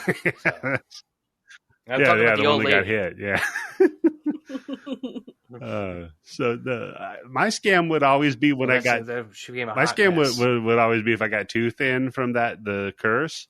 I just go find another Romani walking in the road and hit them and have them curse me fatter, so then they balance out. Fat. Just keep going back and forth. Yeah. So I got one thinner like curse, one fatter curse. I'm fine. Fatter. Oh, it's like how you get free cable TV, right? You sign up for 1 month and then you cancel it. You go to Verizon, you sign up for a month, you cancel that, you get Time Warner to come back. Tim. Oh man. So yeah, but during their Devil Went Down to Georgia moment, he flashes his eyes like you do in Innocent Blood that we just covered last month, and that keys in to the nature of the vampire. Yeah, not that his hand is in a blur motion and he's playing the fucking violin faster than Charlie Daniels on crack. No, that was cool. That's usual, but no, the eye flash. So then, his buddy's like, "All right, we gotta go kill everybody because you exposed us," you know. Mm-hmm. And here's a problem I have with this part. Is he immediately comes over and kills the father, right? And then he looks at Lestat and he goes, get her quick before she gets away. From what we've seen so far and what we know, he could have easily killed the father and in the next half a second been right on the daughter and snapping her neck or drinking her blood, right? There's no tension of whether or not she's going to get away from these two vampires. I think the purpose of the scene, Tim, was that he was trying to teach Lestat a lesson. So he was like, you did this, so you need to go take care of her. I feel like cocksucker. You should have told me that at the beginning. Should have been on the laminated card, motherfucker. So then he gets all pissed off and goes back to their house and goes to sleep. And he wakes up and he's like, "Oh, I gotta play my fiddle again because I'm so depressed." He does love his fiddle. You gotta say that. So he's fiddling with himself, and all of a sudden, the bow goes flying out of his hand. So I don't remember this part. He goes over because it doesn't exist. because it's the stupidest setup for what happens. He walks over, moves a closet out of the way or whatever, and there's a little like eyeball on the ground. So he's like, I wonder if this is going to be a National Treasures door. And it is. And with the lightest of touches, all right? If a cockroach crawls over this thing, it's opening up. If you close one of the drawers in this thing too hard, that thing's opening up. I'm pretty sure that was Akasha doing that, though. Right. Yeah, I think in the original book, she's kind of like she is, yeah, because she hears his music. Yeah, okay. Yeah, so she heard that fiddle and calls him down, and he She's goes like, down. That's hot. Yeah, it gets even. Yeah, I've been dead for 6,000 years, but I love this new metal sound. Metal, damn, it's the fiddle. She loves the fiddle. With the fiddle. Sorry. Oh, which there's the second chick into Romani. Yeah, music, right? that's it. Candice identifies with Akasha. Very so big much. in Egypt back in the day, that Romani music. Candice, were you into wiggling around like a snake and pretending you were Egyptian too? Yeah, I was. I had bronzed my skin and everything. Nice. Is it bronze or is it gold? Her skin looks like it's fucking gold. In the Vampire Chronicles, like if you're white, if you're Caucasian, like over time as you get older, your skin becomes almost like a marble. It's so perfectly smooth and white. Yeah, like a porcelain. And then if you're black or if you have like a darker skin tone, it gets like a burnished golden look to it. Oh, okay. Yeah. And if you go out in the sunlight, it's glittery. Not in this world. Yep, came from Anne Rice. So he heads down the tunnel to the Skyrim dungeon where the torches light up as you walk down, and he finds the like weird... I always love that in Skyrim because the torches are already lit when you get in there. Who fucking lit these torches? It's very convenient. It's that little bit of magic that you picked up in the academy. Yeah, it's the 2 quests you did for the fucking academy. Oh god damn it. I gotta go off on some. How come you're the best in every guild in Skyrim? Oh, because you're the Dragonborn? It's fucking stupid. You're always the chosen one for everything. Hate that shit. You should just suck at one of the guilds. One of the guilds should just be like, no, you suck. I mean, you can suck at the guilds. You can piss them off and have them hunt you down and kill you. Yeah, Yeah, but no, just right off the bat. You go in. That's it. It's like if one of the guilds is like in a right to work state. No, I just don't like your face. Get the fuck you do out the of mission, you finish it, and it's like, the guild leader said no. So his friend's kid wants to get in the guild, so we're gonna give him the spot. I'm like, god damn it. I'm gonna go to the fucking Assassin's Guild, kill all of you. So Dark Mother. Goes down into the basement, and there's like the weird pool of oily water with a bunch of like beach balls that they lit on fire, and the statues, the 2 statues at the end of it of the king and the queen of the vampires. Yeah, in the books, they're not actually statues. They just sit so still that they look like statues. But they're not actually statues. They took that very literally in the movie. Yeah. So then Lestat is like, well, you clearly want me to play the fiddle down here for you. So why not? Because that's the only other character trait I have is playing the fiddle. So he starts playing the fiddle. And as he does so, the queen of the vampires turns over her wrist. She's like, I want to fuck you in vampire language. That's what she's saying. Tim would have put his balls in her hand. Flopped them out right there. Funk. Yeah, there you go, baby. He would like curl her hand around the shaft. He's giving himself a handy with her. It's humping her hand. Marius walks down. What the fuck? What the fuck are you doing? Hey, I'm jacking off. I'm getting a stranger. I don't know her fucking name. Nah, so he doesn't make her jack him off. What he does is he notices veins. So he's like, well, I'm a vampire. There's a vein here. Probably should bite it. Gives it a bite, and he goes into the perfect drug video from 9 Oh Inch my Nails. god, yeah, this is clearly like video that's being shot by a projector onto like a sheet. Yeah. It's like stock footage mixed with a couple of scenes that they've already filmed that take place later in the movie. Good move. Yeah. And then he passes out. Because I think then while this is happening, he does curl the hand around the shaft. And then he passes out. And wait a minute. Hold on here. No. Okay. I thought Tim was messaging. I thought Tim dropped because I heard It's just a Okay. No. I just went just That's a good. reface. I got you. Yeah, it's fucking that Aussie son of a bitch. So anyhow, yeah. So he gets jerked off by the statue. He passes out, wakes up, and Maurice tied him to the bed. It's Marius. Candice, I know. This is his new fucking Fred Astaire and Gene Kelly. Candice, some people call him Maurice. Or Space Cowboy. Wow. See, the guy who went to the Wawa Center. Mr. Wawa. And he's like, look, man, bitches ain't shit, but down there, she's the queen of the fucking vampires. So don't fuck with her. Yeah, he probably should have explained she's fucking psychotic. You don't want to wake her up, or else we're all fucking dead. Again, not giving a motherfucker enough information. Should have been on the card, right? But then he's like, all right, fine, Dad. And he goes to bed. And he wakes back up and he's untied. He's like, oh, shit, I'm going to go down there and have her jerk me off again because that was fun. Runs downstairs to the... Let's see if she can move her feet. You're going to get a foot job? Damn. See if her toes are webbed. God. One for Quentin. Runs down there. She's gone. Ah, shit. Wah, wah. So now we cut back to current day, and Jesse is sneaking into the vampire club. And I have a question. I'm sorry. Did he call a moving service, or did he do this all by his vampire speed self? Move everything good out question. of that place? That's good question.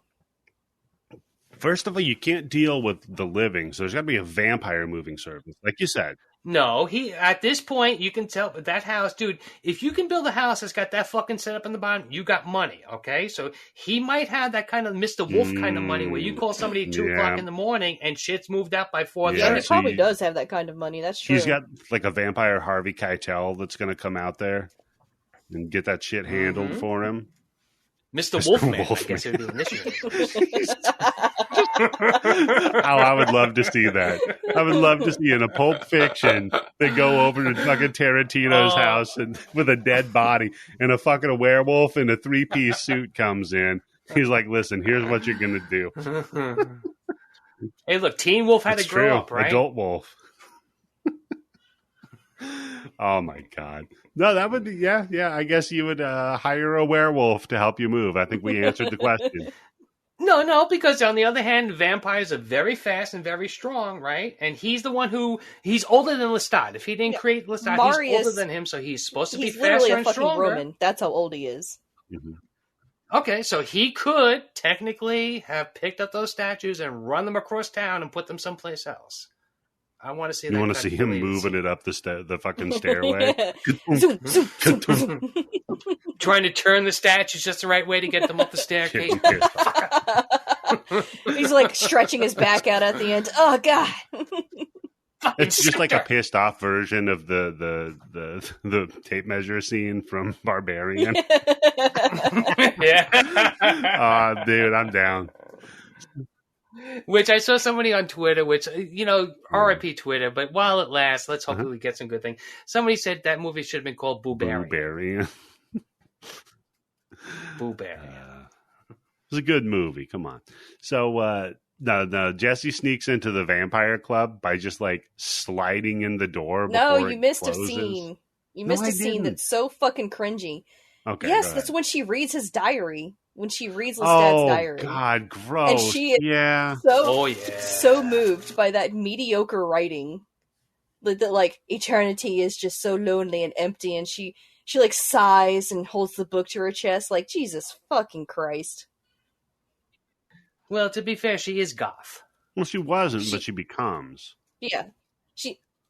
Oh, she's a tourist. Oh, that's right. Yeah. Well, she fits in pretty damn good. I'll say that. Except for those fucking buns on her head, which somehow or another the came Mickey back Mouse in fashion ears. now, right? Yeah. Yeah. Oh my god, her outfit's so fucking stupid. And whoever made the wardrobe for this movie was a really big fan of sheer tops. Oh my god, so many sheer top. Everybody has a sheer top, especially Lestat. Everything he's got. And all mid-cut shirts too. There's no shirts that you can eat. If you can't see through this shirt, you're gonna at least see 90% when they're of the in stomach. the concert, and his shirt is like the front and back of the shirt that's tied together in 5 spots on the side. It's like, what the fuck? How could no? You can see his pale cat nipples poking out through the face and fishnet. Pale cat nipples. Well, what the fuck? Candice, he's very what the feline in this movie. Yeah, remember, his feline Tim? grace. Oh, that's Speaking right. of, I was saying if we're gonna do a all of a sudden just stops singing the song, drops down, lifts his legs up, starts licking his balls. No, I was saying if we're going to do these vampire movies, we should do Sleepwalkers. You guys love Stephen King, right? And it's got incest. Yeah. So that's right up your alley. Mother-son incest. It's another Bad Boy Bubby. There you go. Yeah. What a Well, at least one thing is that mom's a lot hotter. So Bad Boy Kitty. what a fucking terrible movie, Sleepwalkers. God damn it. One of those secret incest movies. It kind of It sneaks up on does. you, right? It really does. Yeah. Because you're not expecting it, and then you're like, wait a minute. Hold on here. I forget. I mean, nobody's expecting incest, you never- right? You're not knocking on somebody's door, coming into somebody's house and go, No bet one this is suspects a incest going Spanish on, yeah. incestician. Unless you go to Pornhub, then you're expecting incest. So, yeah, no, she sneaked. No, I think it's hoisted on you. I think a whole generation are into fucking stuck moms because those are the first 50 videos that show up on your fucking So, but Pornhub Tim, is feed. it the is it Or is the it just chicken me? or the egg though? Is it that so many people are searching it that made it popular, or it's popular so now people are watching it? Good question. Yeah. So, It's worth some you get on research. that, Tim.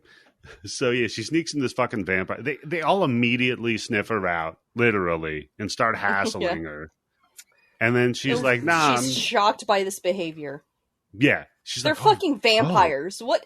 That's like a sheep going into a den of wolves and being like, I don't know why they're acting like this. Plus, And plus, she's part of a society that is acknowledging and admits that these Right. things exist. She shouldn't be surprised what's going to happen to a human that walks into a fucking vampire. hey, dum club, dum, right? you read Lestat's diary, right? You think he ever talked about sniffing out humans and what that hunger Yeah. feels like ever? No, probably not. He probably never talked about that. Fucking idiot.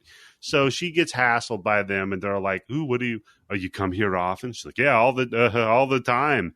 I'm here with Matt Reese or whatever the fuck the guy's name is." Marius. And they're like, "Yeah, the Maltese Maltese Marius Falcon." Falcon. I'm here with Mario Paint. And so they're like, "No, you're not." She goes to leave. You know what? The legit good direction scene is the way his face smart. comes out of the shadow Yeah, when yeah, she says the name. That was a good that was a good part of this movie. There's some nice things that the Oh, director yeah, yeah. does, but for the most There's part, a couple of seconds of this that are competent. That's a good point. So then, yeah, you see Lestat like kind of peek from around the corner, like, "Huh? Somebody said a name I know." And then he goes back into the shadows. So she has to leave. All the bully vampires bully her. And then Lestat pops in to save the day. And they're fucking meet cute here. I wanted to throw up. Oh, This, it's terrible. It's absolutely terrible. This fucking no, don't. But it's all her talking about how she read his diary and knows him. Yeah. and he's like, you can tell right at the bed that like he's supposed to be intrigued by her the same way that Mario was intrigued by Lestat when he met him. Yeah, or the way right? that and that the way that Lestat's going to be intrigued or the by way Louis. Edward's But there's intrigued nothing. by Bella, right? For no fucking reason. That reminds me. Like there was my husband walked in. I paused at a scene where it's just Stuart. It's Stuart Pulled your Townsend. pants up. Pulled my pants up. Looked all Stuart guilty. Townsend's face. I immediately threw a pillow on my lap. Yeah, Uh-huh. and he goes, "That dude looks like Kristen Stewart." And I was like, now He's I can't unsee it. Are they the same Uh, person? Stuart Townsend, Kristen Stewart. Oh man, You know what? They kind of got Yeah, those they got the same eyes, lips. right? you fuckers are ruining Crimes of the Future. Yeah, the same face, like shape You're of the ruining face. Crimes of the Future for me. Stop it. I had some specific feelings about her in Crimes of the Future. You're ruining for me, so you got to knock it off. So, How do you like it? no, fuck you. Got to knock it off so you Damn can right. knock it out. So yeah, the bully vampires bully Lestat saves it, but then the flirty like shit talking about, oh, I know you, blah blah blah. He's like, yeah, you, oh, good librarian, you read about me. Just because you read my books doesn't know you know me. And she's like, yeah, well, I know you still have your violin, you nerd. And You nerd. he's all like, ah, damn it. And then he bum rushes her, and then he runs home to see if he still has his violin for some Maybe reason. she took it. Yeah. It's holding it hostage. It's got to go home It's and like, And he's before you like- touch this violin, you gotta touch this body. And I was just like, is this in here just so we can show the viewers he does still have the violin? Because he's sentimental. Yeah, because this movie is trying to, like I said, they're trying to mix his character and Louis together. And this is, Lestat would break that fucking violin, right? There's no way that he'd fucking do something, he's shoving up somebody's fucking ass after he fucking killed him. He's not going to keep it and look at it longingly. Yeah. I mean, yeah, the only violin that I think he ever kept was from his first lover, Nicholas. How many violins are in this fucking series? What? Yeah, his childhood friend, his lover that he ran off to Paris with when he was a kid. Okay, so Lestat's got violins, Louis got violins. No, I think Anne Rice liked the fucking fuck violins Yeah. or something like that. Yeah, Yeah, there's Maurice. actually a whole The violin. book called The Violin. Oh my god. Oh my god. Oh my god. And is some woman fucking masturbating with the fucking bow? Playing her fucking That's clit? what it is. It's Anne Rice was along. At the end of the day, it looks like Jimmy Page playing Yeah. the fucking guitar. She stretches her pubes out. Yeah. Plays those. No, I think what it was that old Anne Rice was a long strumming queen on that clit, and then she had a big thing for the fucking violin. She's like, I want a dude who can handle me like that bow on them strings. And so that's why she wrote every fucking vampire. Well, don't they say the violin is like one of the hardest Yeah, instruments and to learn? there's I think when Sherlock Holmes, maybe it was Sherlock Holmes because he Okay. played the violin. Yeah. Yeah, he said that it's the greatest at eliciting human emotions. And just like that, this is No. That's not the hard. Everybody get real quiet all of a sudden. I had a hot take No, on Candice violins. was talking, but it didn't make sense. She was talking about Sherlock Holmes. The hardest instrument is ham boning. Everybody What? knows that. It's when you slap your chest and your legs. Oh, God. I was gonna The say spoons, yep, spoons are pretty difficult. The The wash tub. I remember when I was in Washtub. first grade, I played the wash triangle. tub, yeah. wash tub base, that's the hardest. The triangle, there you go. A jug. It's not easy blowing that Yeah. shit. Especially doing that shit. Imagine doing a jug band concert in a live fucking arena with the Oh, wind oh, going, right? oh. You'd think if it was abroad though, right? And that you'd be more interested in like the Wait, I can't hear Candice. yeah, She's Candice, talking. you I gotta see her you lines gotta going up and Tim down. can't hear you. Are you No, I can muted? hear her. No, she I can't. had be this muted. fucking technology. Can you hear me, Tim? Good. I hear Okay, I you, was going to yeah. make a point that you think of a woman. Oh, Candice Good. is gone. So you think if a woman was talking about like an instrument she wanted a guy to play, it'd be like the trumpet because you got to like flick your tongue a bunch. Am I back? and Move move your your fingers too. Right? Oh wait, no, is it? I can hear Candice. Wait, the trumpet. Yeah, the trumpet's the thing with the three three pumps fingers. on it, Yeah, right? 3 buttons. Can you hear me now? Yeah, we can hear. There you go. Candice, we were just talking about how a woman would prefer a trumpet player. No, wait, hold on, Eddie. Look at the screen. The way her lines are coming through. No, I it's all can see fucked it. up. Look at Candice, talk. that. Okay, because it's coming through back. It's going the opposite direction the way mine and It's yours not for are. me. It's filling out. Her fucking. I Hello. can hear you. Tim, can you hear her? Okay. I hear her now. Yeah. Candice, what happened Okay. to your internet, man? I don't Should know. dog flap his ears and Did knock your out the internet fucking run- internet? Well, we're having some Did bad your weather internet right run now. over a Romani on the way home? While I was listening to the music. She just touched around and go, Slower. Weaker. Oh, man. So, no, I was just saying the trumpet player is probably better at satisfying a woman than a violin player. Because I think, well, you know what? Elaine from Seinfeld, I think because she of the tongue agrees too, flicking. right? There's a lot of tonguing that goes on. Yeah. Oh, remember that episode? He ate her pussy so much that Oh, night yeah. that the next day when he had to perform, he couldn't do it. Yeah, he couldn't go perform the next night. That was good. Oh, man. Where the fuck were we with this piece of shit? Yeah. So he goes home with his fiddle. So then Jesse's like, I'm going to go to his concert. Because, he's got a big concert coming up where he called out all the vampires. A one-day concert in Death Valley, which this No, doesn't this look is like Australia. Death Valley, because when they show up later on in the movie, it looks like, fuck. Yeah, Right. but it's supposed to be Death It's Valley. not Death Valley. So she follows him back to L.A. to go to this fucking concert. Then this is when Lestat, he gets woken up by Mariska or whatever. And it turns out that he woke up Aaliyah. What the fuck's her characters? These names. Yeah. Akasha. Okay. I just got to remember like Fakasha, like the bread. Right? Okay. So he woke Fakakta. That's Yiddish. She's a Fakakta. Can I tell you, I love Yiddish slang is fucking my favorite. They got some of the best words, man. Oh my God. So yeah, apparently Fakakta woke up to his music and ripped a throat. That Fakakta music woke me up. Woke up to the and ate the king's throat out and has his blood now. And now she's coming for Lestat.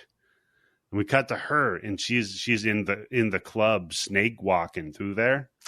Oh my! Okay, I remember because again, like I said, when this happened, probably both of you don't remember, but it was like I said, it was almost like when Brandon Lee died before The Crow was finished. When the way that they were talking about her in this movie, she hired somebody to teach her to move like that, to wiggle.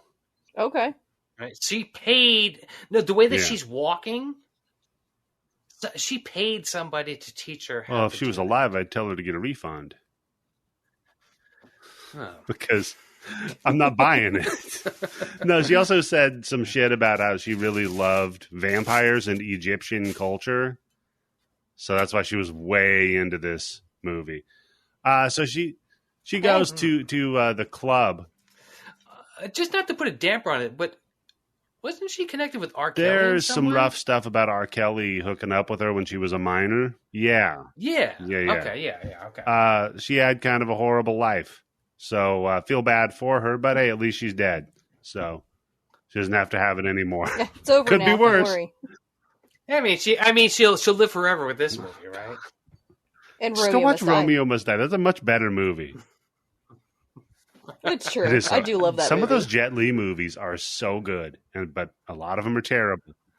Oh, my favorite Jet Li movie is the one where he's in the dog collar, man, with Bob Hoskins. Come on. Why? Why is that one your favorite?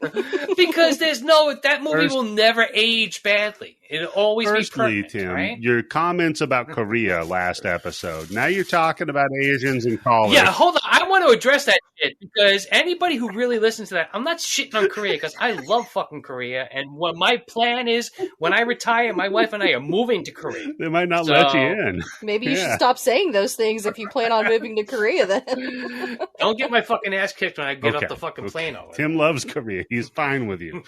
Half of you, at least. Some of the best street food you're ever going to fucking see. Man, I love watching those videos where they're deep frying fucking the craziest shit together. Oh, do you see the way they make their fucking pizzas over there too? The fucking pizza's like 8 fucking feet long and like 8 inches thick, but it looks good. The sandwiches, how I got something 8 inches thick for you. Your lips?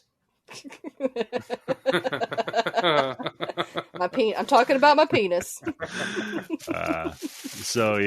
Fakakta goes in there and they're telling her about how they're all going to kill, or they're all talking about how they're going to kill Lestat for breaking the rules, and she's like, yeah, it's such a great scene because she walks in, the way she's doing a thing. I'm getting the impression like she's trying to like pretend like she's walking for the first time after being a statue for like 6,000 years, so she doesn't have it quite down yet. And then she just stops and looks at the camera, the TV in the bar, and is playing Lestat's video. And all of a sudden, the guy goes, "You like him, huh? Better hurry up because we're going to kill him later on tonight." Just out of the blue, out of nowhere. Hey, you're into that? Well, you better get while the getting's good, sis. Is that what you're going to do? And then she rips a guy's heart out and eats it. Okay, and all the other vampires look so shocked. And I'm like, really? Is that a power move for vampires? They've never seen somebody get their heart ripped out before? That's something that would shock a bar full of drunk vampires would be impressed by that? The thing with these vampires is that they're all young. This was, they don't really express it that much in the movie, but in the book, Queen of the Damned, there's a ton of, like, young vampire nests all over the world. And she systematically goes through and kills all of them, because she fucking hates them. Yes, you're right, yes. Because in the whole book, it's building up to when they actually meet, and she's supposed to be the villain, Yeah, she's like, they're not worthy of it, these are a bunch of punk-ass bitches, and she lights them on fire with her mind, and she rips them apart, and she... the lighting on fire them. with the mind is a new one. Never see vampires doing that.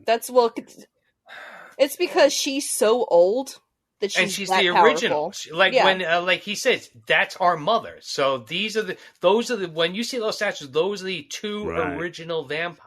Right? Hey Eddie, you want me to tell you the story about how she became a vampire? Cool. So, I'd be interested to learn. I get it. So she's older. She's having hot flashes. I got you. So how did she become a vampire? Yep. Oh my god! All of a sudden, she sees some. Oh my god! Wait a second, because she's like what 8,000 years older than Lestat. So here's some old lady going into a bar. She sees this hot young guy on the TV. She's like getting hot flashes, and she goes all crazy. Is she a Karen? All I these don't know, young dude. kids. She tortures the place up like a fucking Great White show, though. And then she, oh, boy, too soon. Tim. That was like 15 Again, this years is ago. Tim's weird perception of time. Really? I'm like that Eddie Murphy joke with Rick James. that was 5 days ago. Wasn't that 3 years ago? Motherfucker, that was yesterday. That was so good. So, okay, Candice, how did she become a fucking vampire? No, I'm not really going to go how into she it. I was became a teasing. It's a complicated story. Okay, so yeah. So I'm not going to go into it. So, yeah. Is it in Queen of the Damned? Yeah, in Queen of the Damned, it goes into her so it's story. somewhere in my brain. Okay. Yeah, it goes into her, because her, Maharet and Makari and Cayman and Enkel and all of these people that are in this movie. Oh, those are Eddie. Those are the people that I sent you the fucking video of. Like, I almost pissed my pants laughing when we see it on my camera. Especially a little fucking Lloyd Fontenoy. Lord Fontenoy. That was supposed to be Armand. And one of them was supposed to be Louis. Such a loser ass. No, it's not. So she follows him back to LA, and she's like, all right, here's my deal. I'm gonna be a groupie, and then I'm gonna get into Lestat by being a groupie. And then wouldn't you know it, she gets picked out of everybody. And the guy says, I only got room for two. Yeah. I only got room for two, right? And she gets picked. She is kind of hot. Okay, well, Tim justified it. Yeah, I used to have that exact same outfit. Only it wasn't tartans. But yeah, that's how I used to dress. It's a good thing I didn't meet you 15, 20 years ago. I'd be calling the cops. Because I was underage. Damn. Sorry, I thought you were much older than you actually Tim, are now. what would you have done to her 15 years ago, buddy? Absolutely nothing at all. I would have waited 5 more years. I would have just been talking about the vampire Lestat for 5 years. I mean, although that's not entirely true, 15 years ago I would have been 22. Okay, see? Come on. See? But when I was 22, I wasn't dressing like that. I had gotten rid of that look by then. But yeah, fuck yeah, you got the... That's like I said, that's when I adopted all the black lace and fishnet and velvet and silk and leather. Cool. So... my experience also always the chicks that put out the least. Most effort. Too much effort. Were you going to go, actually? No. Okay. No. I was always more like jeans and a shirt. You were grunge, weren't you? That's what I picture in my head. No, you want those punk rock chicks. Yeah, they're pretty cool. But they put about as much fucking effort into their aesthetic, too. They're like, look how much I don't care. You know? Yeah, let me work on it. No, I cared about my aesthetic. I had the blood red lipstick, the black fingernail polish. Hell yeah. The really heavy black eyeliner. That's good. That's a good... You know what? Maybe the Lestat's fucking buddy would have escorted you back there with the weird other, like, way too thirsty broad that was fucking back. Oh, my God. That poor lady. That does suck that you get, like, okay, he's going to fuck two of you. You got brought back there. Like, you've already signed up for... She wants it too much. That's what it is, true. Right? Too desperate. But you've already signed up for, like, hey, this guy's going to fuck me and then throw me away.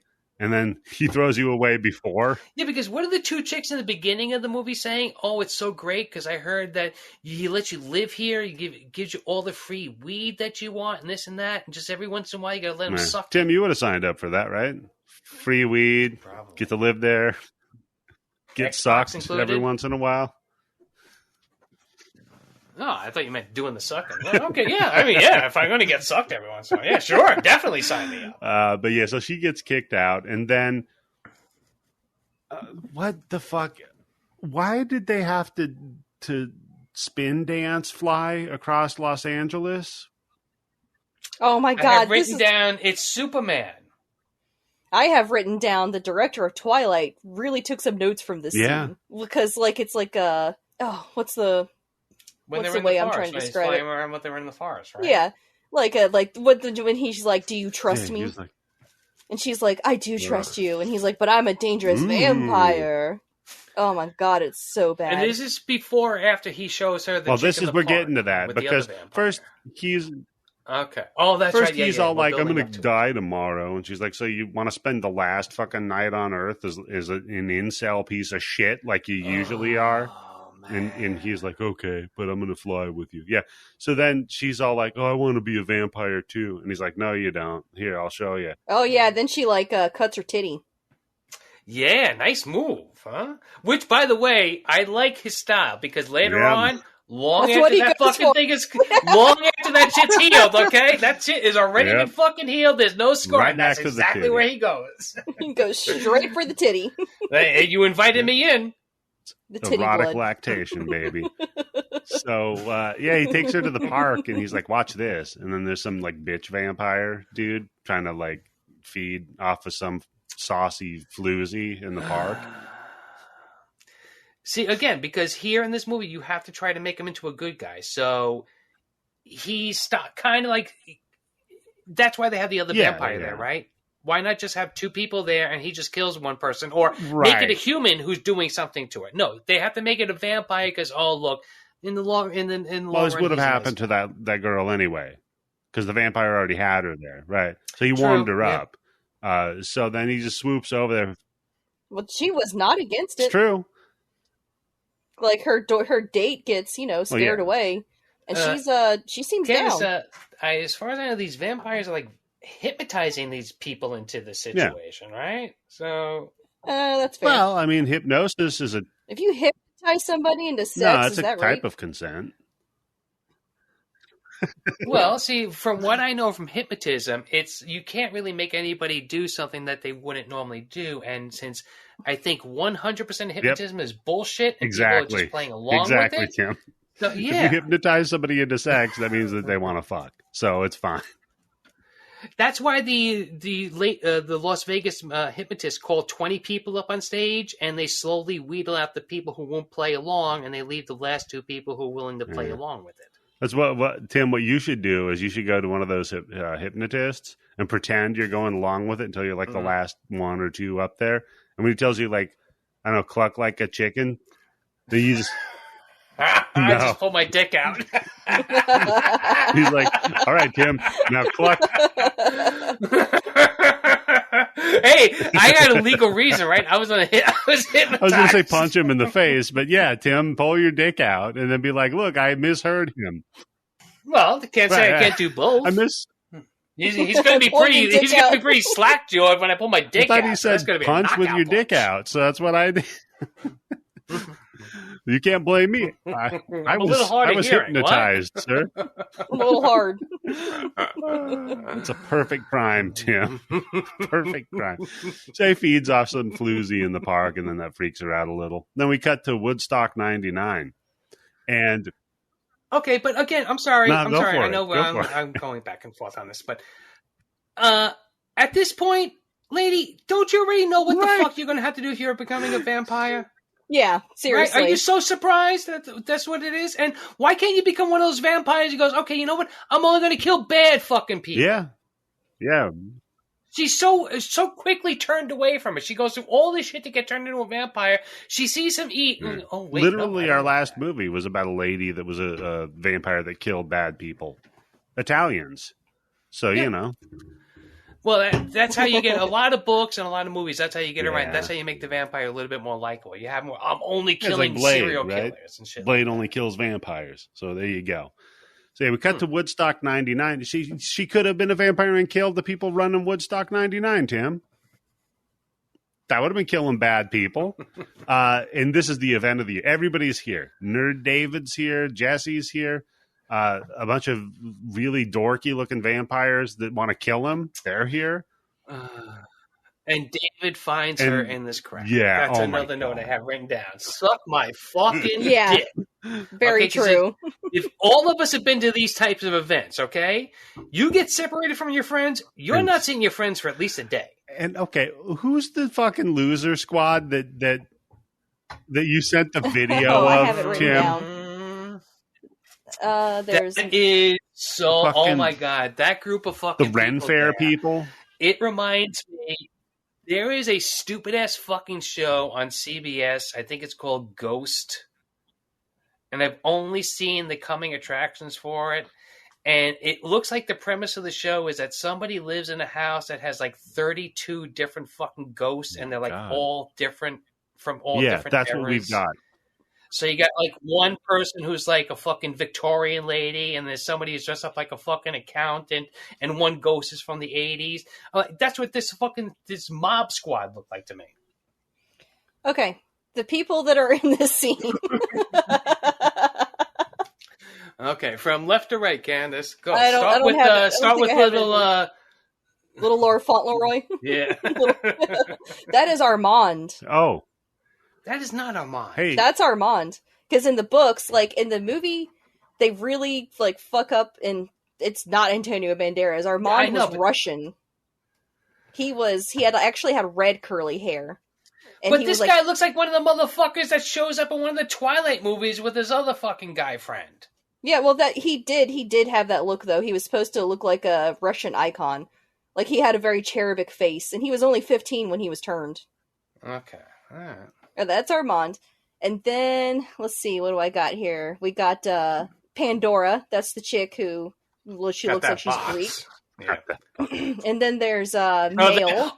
That would make sense if she's Greek, because you don't want to get in Pandora's box. We don't want to open it. Then there's Male. That's someone that Makari Maharet turned into a vampire. M-A-E-L. So he shows Male. up. Yeah, the one who looks like the chick from Pitch Black. He sneaks into a person's bed, and when they wake up, he's like, "Hey, you've got mail." Then you got Cayman. He's the dude who looks like a mummy. He's actually one of the first people that Akasha turned into a vampire. He's one of the oldest. And then, of course, you have Maharet. Which one's Ankle? And I think Ankle is the king. He's the one who's killed. Yeah. Is his cousin Elbow? Because he doesn't like violin music. This guy, you see, if that fucking king was a little bit more cultured, he would have fucking woken up the same time as the queen did, and he would have his fucking throat ripped out. True. Well, she always hated him because it was an arranged marriage. Let me tell you about how Akasha became a vampire. we're gonna have to listen to it sooner or later, Eddie. So let's just get it out of the way. Go ahead. It was an arranged marriage. Go ahead. Yep. He was the king of the area that would become Egypt. It wasn't Egypt yet. That's how old they are. It's like 7,000 years old or something like that. And what's her face? Akasha finds these twins called Makari and Maharet, and they could talk to spirits. They were psychic. And so she has them come before her because Akasha is a selfish, spoiled bitch, and she wants them to amuse her. Well, Maharet has a spirit that I cannot remember his name, but he can cause he can cause objects to move, and he also has a taste for blood. So he would cut people and then sip at the blood. And so that is how Akasha gets turned into a vampire. That's how vampires are created, is because she gets pissed off at the twins and rips out Maharet's eyes, cuts off Makari's tongue, and then the spirit gets really pissed off at her for it and starts cutting her with all these objects and stuff and starts drinking her blood, and then his spirit gets absorbed into her body, and that's how vampires were made. Okay, well, I didn't remember that from the book, but yep. That's where all these vampires come from. Hold up, I'm 5 minutes into a game of Vampire Survivors. I gotta switch gears here. Did you get those fucking plants yet? Oh, the plants. Get the fuck away from me. Oh, man. So this fucking nerd group hanging out there. By the way, all of this backstory, all of these characters, all of these names, never introduced in the fucking movie. Nope. This is the first time we see them, and that is why I literally laughed out loud when that camera just pans past all those fucking goths, okay? And I'm thinking, did they buy a ticket? How did they get into this place? Did they meet up and get in a bus? Did they all show up together? Nobody's looking at this fucking guy who looks like a fucking mummy or some shit I just had what the fuck? Were they walking distance from Rumspringa at the goddamn Amish house? These fuckers just showed up. Think about it, people. You show up at a fucking goth concert and you're 8 feet fucking tall and dressed in white and you're an albino, okay? You're going to stand out a little bit. You know what, though, Tim? Counterpoint? The raves at the Matrix, there was always some crazy tall albino with dreads. So there's always going to be one. You know what I mean? Yeah. So he gets... Lestat pops up and he's all here's a song about fuck you guys that want to kill me. And then it's the worst song. Oh, I've written down. He wrote down a vampire diss track. Oh, you other vampires suck. Would be a hiss track then? Oh. Okay. No. He made a better joke. God. I love that it is the worst song you've ever heard, and it's still just corn. So it tracks. Then the vampires are all right, well, we're going to kill him now. And they run up. One goes up onto the stage to kill him, and he spears him with a mic stand. He cuts another dude's... In the stomach. Yeah. In the stomach, by the way, with a metal mic stand. Yeah, that wouldn't kill him. That's not how vampires... And I did appreciate how all the bad vampires decided to dress up the same exact way. Yes, so it'd be easy for us to spot they all dressed up the same way, and up until the very end, they also did the wrestling thing where they all took turns attacking him at once. You know? Yes, because they have to squirm their way millipede or centipede their way through the fucking crowd before they get to the stage. Yeah, it's very good. And then, but he, what's his name? Fucking Marcus jumps up there to help him. And then they get surrounded by all of the mean vampires, right? And it's well, what can you do? It looks like this is the end for our vampire duo. They better play their encore now because it's fucking over. But wait, Tim, they all catch on fire, the bad vampires. And just like that, Fakakta, she comes up from the bottom of the stage like the Undertaker. I love that, man. Okay, again, let's think of the logistics of it. Did this fucking bitch go through the earth? Yes. It's a raised stage. No, okay, let me try that again. She raises up from the stage like Gangrel from the WWF, because that was a vampire who had that intro. Okay. So there we go. Even better. Isn't Gangrel one of the clans things in Vampire the Masquerade? Yes. They're usually like biker Nerds. types. Pretty sure I was a What? gangrel.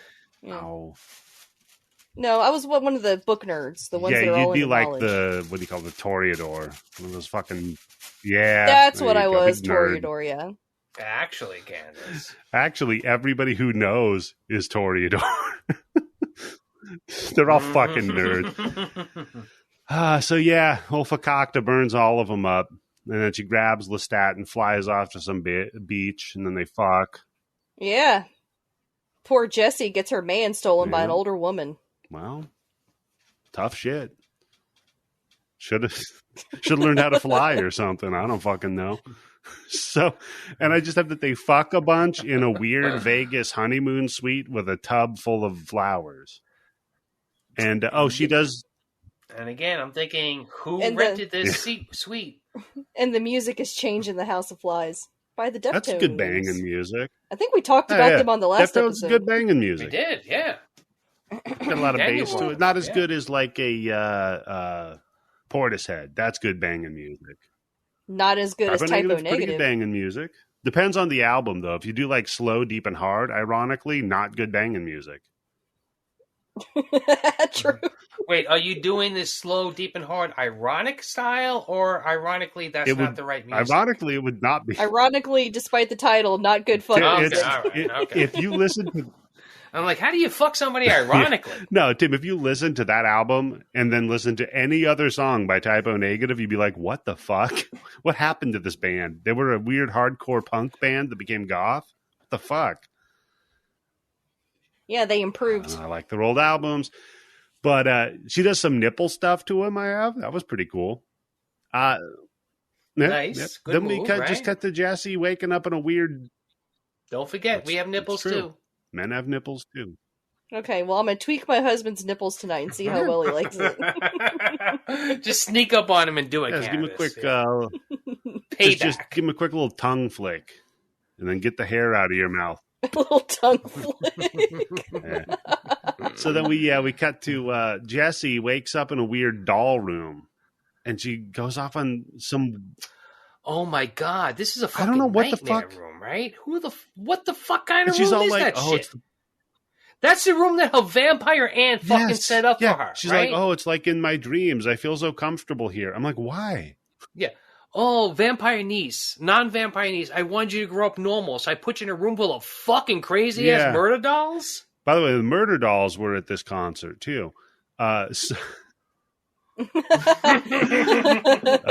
So yeah, It could have been worse. It could have been the Goo Goo True. Dolls. I think just yesterday I listened to the that was Murder it. Dead Dolls. in yep. Wait, that's a real band? That's a real band. Was yeah. it Oh Dead my in God, Hollywood? okay. Yeah, because they didn't have any other songs. So she goes out and meets. No, it's the one that's on the Freddy Oh, versus okay. Jason soundtrack. Okay. So the other song.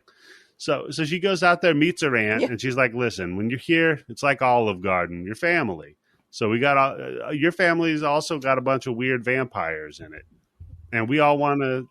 Yeah, the so that's Maharet. She's like one of the first people that Akasha turned Maharet. into a vampire. Yeah. And her that's what I thing have is- written down. She had a baby before she The got Blade. turned into a vampire. So she's Mhm. traced all of her family lineage. She She's keeps probably in human contact. ancestors. Yeah. Yeah, she's like kept in contact with all She's of a them. guardian vampire, you might say. She is, yeah. She makes sure they're okay. She gives them money when they need Okay, it. well, Sweet ass fucking And, deal. uh, And I can and- see the sun. Nice. And Jesse's the last direct descendant of that line. until she has a kid. How does she feel about in vitro? In vitro. How does she feel about that count? adoption? Eggs are frozen. Then, like 20 years later, what is she doing? Oh man, in the book The Prince Lestat, which is one of the reasons I did not finish reading it, Oh god. Lestat has a kid. How? From There's fucking like a scientist who were studying vampire Oh blood. no! Come on, man. This guy jerked off. He went into a room and he jerked Nope. off to some fucking vampire porn. And they No, fucking- he has sex with an attractive lady. Of course, yes. Yes, and they I think it was they transfuse him with so much blood he's basically What? alive again or something like that. And so What? he has Oh my sex with a God. woman and has a kid. Oh yeah, it's terrible. Oh god. All right, so wait, so somebody invented a machine that can pump the vampire blood out of him and as just as quickly pump human blood in him long enough for him to get an erection and then climax to get somebody pregnant. And how would that help the sperm? It's actually alive, or else it would be dead because he's dead. Yeah. So I understand the blood thing. Well, I mean, I don't understand it, but I can. That's an explanation. But what's the explanation for how his sperm is still alive? I have no clue. Couldn't he adopt? I don't Should fucking know. have finished the book, Candice. Couldn't Lestat just adopt? There's so many kids That's out the last there that 3 need chapters. a loving family. You know, fucking piece of shit. Anyhow, Yeah. Republicans will not let a true. single vampire, That is true. adopt. Yeah. Well, that's how they got Claudia. She was an orphan. She needed someone. So then, they're all like, by the way, we're vampires that want to. They could have at least done the Elon Musk dad thing and waited till she got legal before they turned her. Yeah, that's one of my... I mean, it's a really good character in the series. I don't think you've reached where they have Claudia yet, Tim. I'm the last one I remember reading was the Body Thief, where they do No. TV In the show. series, on the TV. No. Okay, I didn't know Claudia was going to be in it. Okay, Well, nice. she's in the trailer, so it's not a spoiler. I don't watch trailers if I can. Help Well, it. she's in the trailer, so it's not a spoiler. But yeah, she's 13. And I'm like, well, in the book, she's like 6 years old. So it's like extra fucked up. Oh, that's right. Yeah, I remember in the Discord. I'm like, yeah, find a 6-year-old who can act. That's a good point. Very rare. So they're all like, yeah, well, by the way, we also want to stop Akasha. Is that it? Yeah, cool. Yep. All right. Nailed it. Okay, but here's what's crazy about it is because they have made her almost godlike. Okay, she can look at motherfuckers and turn them into flame. What threat are any of these vampires? What hope do they possibly have standing up against? In the book. Well, In the book, the only people that can really stand up to her are Makari and Maharet, the twins, the redheaded twins. And so in the book, what they do, because in Egyptian belief, the soul is not centered in the heart like it is in Western beliefs. It's in the brain and the heart. And so Maharet eats her brain and Makari eats her heart. And so the soul of the vampirism gets transferred into each of them. So now there's 2 creators instead of just the one queen. Cool. So not in the movie. Not in the movie, no. No, just these people who just showed up 30 seconds ago. No, what happens in this one is that Akasha is so tired from getting her back blown out that it's easier for them to get the drop on her. And okay, another thing is, who designed this outfit for her and who made it? Because it's not the same clothes she woke up in. So, by the way, this is when Lestat is like a little less down with her because he gets up the next morning and he's like, "Oh, the sun." Oh my god, this is a great scene. The sun. Yes. And then it's like, nah, wait a minute, the sun didn't kill me. So he just walks outside and she's like, yeah, dog, don't worry, the sun don't kill you if you eat my blood. He's like, that's cool. Hey, who are these 1,000 dead people? Oh yeah, that is a pretty good such scene. a great because he first walks out and you just see like all the dead people in like the courtyard next to the pool and you're like, oh, she fucking killed everybody in the hotel. Nope, she fucking killed everybody on the goddamn island. This is the 1,000 dead people. Yeah, she has like an insatiable thirst. Like she can never not be thirsty. So she is. Apparently. Much fucking that she was doing last night. Shit. Kid's like, stop short because she's like, wait, am I talking about myself? What's going on here? Huh? I'm telling on myself. She can never stop feeding ever. And so she kills so many people. And in the book, she flies around the world killing every vampire she comes across unless she knew them personally or unless Lestat's close to them. Yeah, wait, hold on. In the book, isn't the thing where she tells Lestat that they can fly because she teaches him to fly, right? Yeah. And she's like, we can fly so fast and we can go anywhere. We never have to see the sunrise again. So technically they could be awake 24 hours. Yeah. And that's just by moving away from where the sun is, right? Yeah. Yeah. But in this book, they got it where he's a day walker. Okay. No, she can go in the daylight. She is so old and so powerful that she actually can go in the daylight. And Lestat can too. He just gets a really deep tan if he goes out into the sunlight because he drinks so much of her blood. He basically But becomes she's like a got god. that Prader-Willi syndrome thing where they don't. Prader-Willi is a syndrome with humans where the thing in your brain that tells you you're full doesn't work. There's a What thing in doesn't your work? brain, Tim, that tells you, "Hey, I'm not hungry." Well, they don't have that. Yeah, These people okay. with this syndrome. So she's always hungry. She's flying around, always hungry, getting fucked all the time.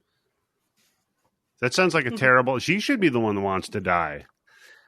I feel Yeah. like Eddie has this whole podcast set up and he puts the 3.5 hours of me and you just bullshitting so he can throw in these crazy medical facts. No, this is. Because last week, wasn't it with the guy with the fucking hole in his dick No, in his I base of his think- fucking dick? Notice he was really quiet when I was talking, which is unusual. I bet he He's was looking Googling. that shit up. No. I was aware of it because I saw a documentary with there was this family, their kid had it, and they had to like hire a linebacker to keep the kid from chasing the ice cream man. I was trying to remember the name of it. What? Yeah. So no, these Junior Seau? What was he doing? they had to before he hire like died? Reggie White to stop this kid from fucking tackling the ice cream man. No, it's like a terrible disorder, and I was just like, man, this vampire sounds like she's got that because she's always hungry. So wait a second. How does anybody live with a disease like that where you're always constantly feeling like you're starving and you can just keep eating? Well, they're also and like eating? And if you're the guy from fucking Monty Python, Meaning of Life, that's what take that guy that though, had? but they're also like very severely developmentally disabled. Yeah. Oh, so it's God. even worse. Oh wow, okay. They would literally They eat literally themselves to would death. because you can't talk them out of it. You can't be like, look, dude, don't eat things that aren't food. You know? Yeah. Well, they don't have pica. That's It's like those old people who forget how to eat. yeah, that's crazy. Yeah, so you'd think she'd want to die, but That she is doesn't crazy. want to die. What she wants to do. By the way, everybody, when you go see your grandparents, check their pockets for food. Go to the old folks' home and stick your hand in their pockets, Tim. You'll probably get crabs. Tim's hedging his bets. He thinks he's going to be at the old folks' home any day now. He's waiting for listeners to come stick their hand in his pocket. Oh shit! That's a good. He cuts the holes. He cuts the That's a holes good in the bottom move. every Oh, every Yeah, single holes pair in of every pants. pocket. Just go in the old people's home when I'm like 80 years old, and just be telling everybody that's Yeah. what medicine is now. I got a Rolos in my pocket. Why don't you reach in there, see if you can get one out there? I got some hard candy. I Well, got some it's peppermint not candy so in my hard, pocket. but it will be. Oh, God damn it! Let me just eat this candy. Yeah. That's a Not good way blue to shoes, by fuck the way, old people, guys. Tim. That's a good way to do that. So, we're old people. What am I saying? So, I know it's getting harder and harder for me to watch porn. I know. I like the mature women, and but at this point, I'm getting in the fucking granny porn. I went to Total Wine this week, and I was paying, and the dude was like, "Let me see your ID." I'm like, "No fucking way." I was like, "No fucking way do you even remotely think that I look Dude, under 21?" I No have had fucking people way. check mine. I'm like, come on, dude. Really? Okay, on top of that, I have mine checked too. he I hand him my ID, and he looks at it, and then he pulls it away, and then he pulls it closer to his face, and he looks at it again, and then he mutters under his breath. I could barely hear him. He says, "I'm getting really bad at guessing ages." And then he hands me my ID back. I was gonna say, is he memorizing your address? That's why. Oh shit! Yeah, 123 Main Street. Tim, that's a 123 good Main move. Hold on here. Gotta write that one down real quick. You're not that old. Let me see your ID. Oh, and there you go. That's the street. Okay. Yeah. Hey, see you later. I mean, thanks. At this point in my life, when I get ID for buying beer in like the grocery store or something like that, I'm figuring, all right, this is busting my chops, right? Yeah, no fucking way. He's like, come on, dude. Come on. There's no way, even if there's a fucking cop standing right across, they see you selling me fucking alcohol, nobody's gonna fucking go up to you and go, "Did you ID that guy?" Hey, did you ID that dude? Yeah. I mean, I know by Missouri standards, I'm a good 37. On a scale of 1 to 10? A lot of people in my town who are my age look like they're 60. So. Some hard living in Missouri. So Lestat and Fakakta decide they have to go settle the score. Right. So we're going to go back and we're going to settle the score with Jesse and the other fucking whatever Menundas or whatever the fuck they're rogue called. vampires, yeah. So they fly back over there. And Akasha is like, hey, Lestat, go kill Jesse. So he's like, all right, I'll do that. No problem. Goes over there, bites her on her tit. Good move, right? Mm-hmm. Yeah, he does go straight for the tit. He was like, well, you know what? Why not? Yeah, because she pulls her hair back and she turns her neck up to him, right? Like, here you go. Like, and, no, bitch, you already invited me inside your bra. Last time you gave me the chance here, right? So the consent is still on the table. I'm going for the titty. So he goes for the titty, bites her on the tit. You don't have to invite a vampire into your house more than one time, right? She did invite him. So, yeah, then he lays her down with blood tit. Then Lestat goes over to... Now, I didn't understand this. He's all like, I'm coming for my crown. Well, she keeps calling him my king, my king. But that's so far. But that's now all he has talk. To feed. So I don't know if. But he already fed off of her. No, but he wants more because it tastes so good. That's his crown. Because he already Yeah, you know what? Eddie has a point there because he did already feed off of her at least once. We're going to assume twice during all the black cornholder last night. Like that he got a bite in it too, right? He fucking pounded her out and like veal. Like a veal cutlet. Eddie, I think you're getting into this. Like if this is what the crown is, I'd be like, dude, I don't know. The shit they were doing in the tub. Yeah, he's impervious to sunlight at this point, and he can fly. So what else is there? I guess maybe. Oh wait, I remember because this movie to push all these things together and said all of a sudden offhandedly the only time that she's vulnerable is when somebody's feeding from her, right? Which is something that she herself, the queen of all the mothers and damned, I guess, wouldn't know. Yeah, I guess. So he feeds off of her. And then they're all like, no, don't feed off of her to death. We'll do it. Then they all swarm her ass. But nobody wants to finish her off with that last drop, you know? Because if you remember. But is that true for a vampire and a human? Or is it just humans? How do we know this? Well, they probably don't want to take a chance. Because the thing that they said was if you take the last drop of their life, then you die. But vampires are already... Yeah, you go down there, you go down with them, which, well, I guess that would say the same thing would be with... But vampires are already dead. Right? But you're taking their last drop of blood from them, which is what... No, wait, blood doesn't keep them alive? What the fuck, movie? There you go. Okay. But now, then I just have the redhead that I'm supposed to care about decide she's going to do it. So she does. And then the Maharaji does it. And she turns into... The one from Romeo's Bleeding. The Maharaji from Romeo's Bleeding does it. And she turns into a cool statue. And then... Fakasha bread turns into bad CGI dust. And then Lestat runs over and turns Jesse real quick. He's like, oh, shit, here.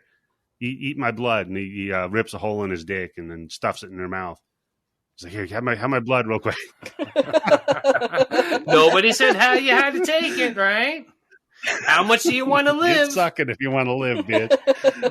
No, he just cut his wrist a little. Too practiced at saying that. It did roll off the tongue. Just rolls off the tongue for some reason. That was improv. I gotta get a therapist or something. So no, then we flash to the future, and that dork David is reading the news about how Lestat's gone now. Well, no, because that's right. Yeah, I'm sorry. Yeah. Oh, was it drugs in the water that made 17 people fucking get killed on stage and bodies turn into smoke and ashes? Because at this point, there's video cameras. 2002. Right? Yeah, there's video. Yeah. Okay. Yeah. So I guess the TV cameras, because this is probably pay-per-view. It's a one-time concert. Oh, yeah. You think that's it? Nobody TiVo'd it? Well, maybe the vampires don't show up on camera. Oh, no, wait, he shows up on camera, so fuck that shit. It would be terrible to be a celebrity that doesn't show up on camera, Tim. That'd be a rough... That's a problem. And, Eddie, did you bring this up, or did Bobby bring this up?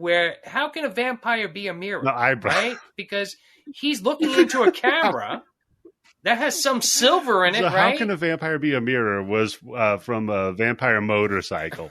Because there was a motorcycle that had a rear view mirror in it. No, don't explain that. Don't explain that. Just leave that. Just hang that in there. How can a vampire be a mirror? Can a vampire be a mirror? That should be our new T-shirt. A vampire cannot be a mirror.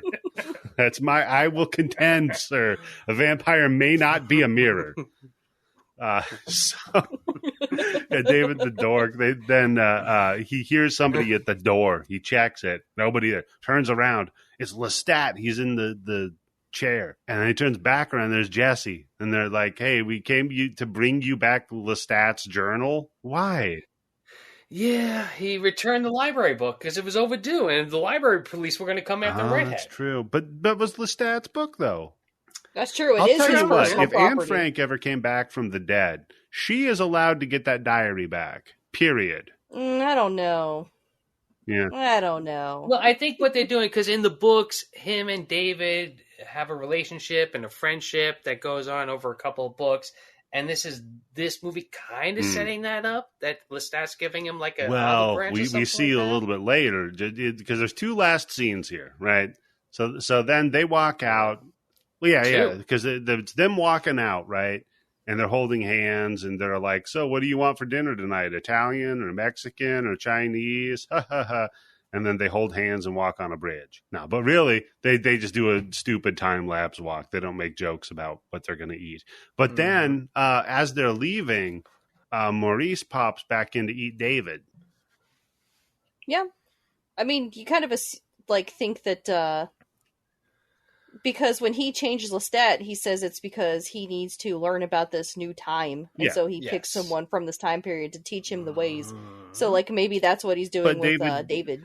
Well, because doesn't Lestat in this movie make a comment about how did you survive the 50s in Red Velvet? Which, by the way, you motherfucker, you've been asleep for 100 years, so how the fuck do you know about the 50s and what the fashions were? It's true. Although that is true to the books, though, that Marius really likes wearing red. That's like his signature color. Look good on him on this. He had a look going about him.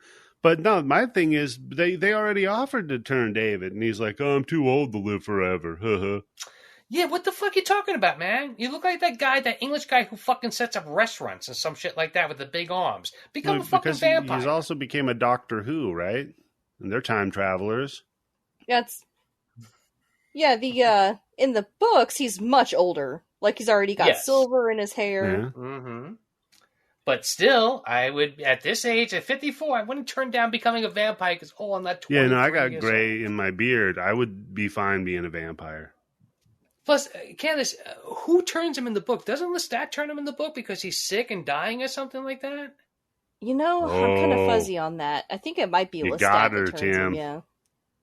Something she doesn't know about her, but you got to go reread the whole series now, Candice. I hear the keyboards clicking right now. So that's it, though, folks. That's the end of Queen of the Damned. Don't watch it. It's not good. No. Do you recommend this movie? No. Fuck no. God, no. Watch Interview with the Vampire the movie, then watch Interview with the Vampire the TV series, because it's fucking phenomenal. Yeah, don't watch any stop vampires. there. Yeah. Watch 30 Days of Night was pretty good. What else is a good vampire thing? That, I think, 30 Days of Night, Sleepwalkers. From Dusk Till Dawn. From Dusk Till Dawn was pretty good. Yeah.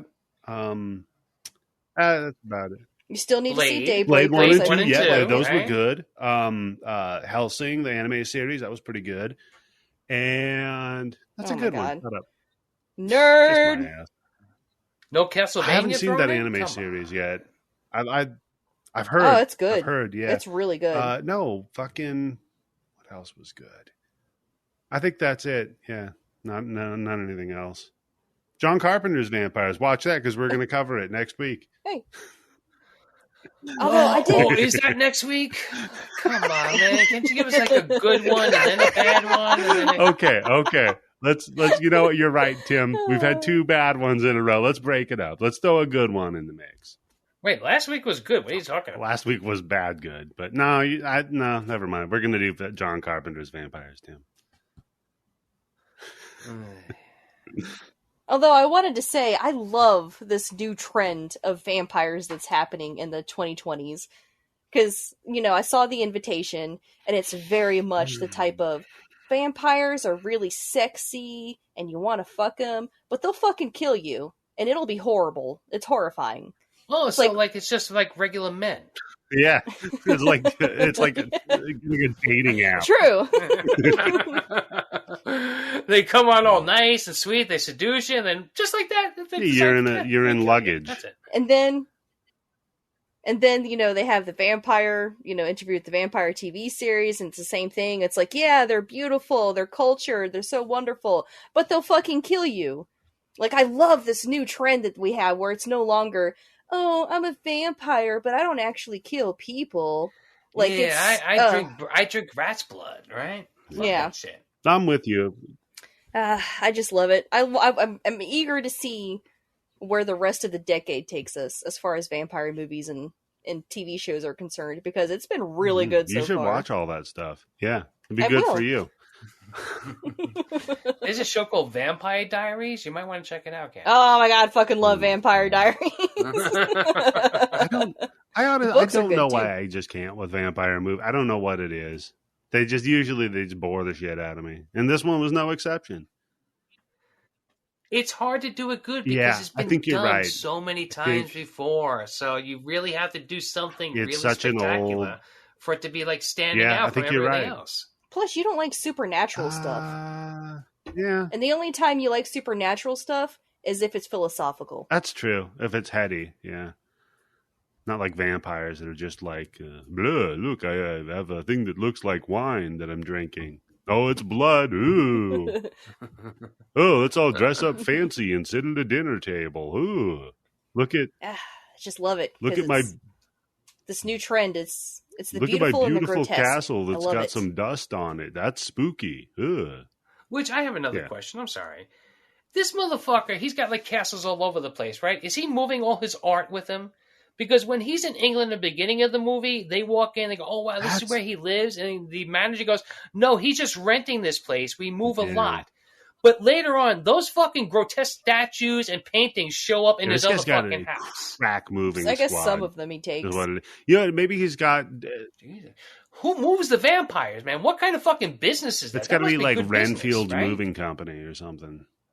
Right? They just got a bunch of... Just think about it, because even Salem's Lot had... Oh, that was a good one. Vampires. Salem's Lot. That was a good one. There you go.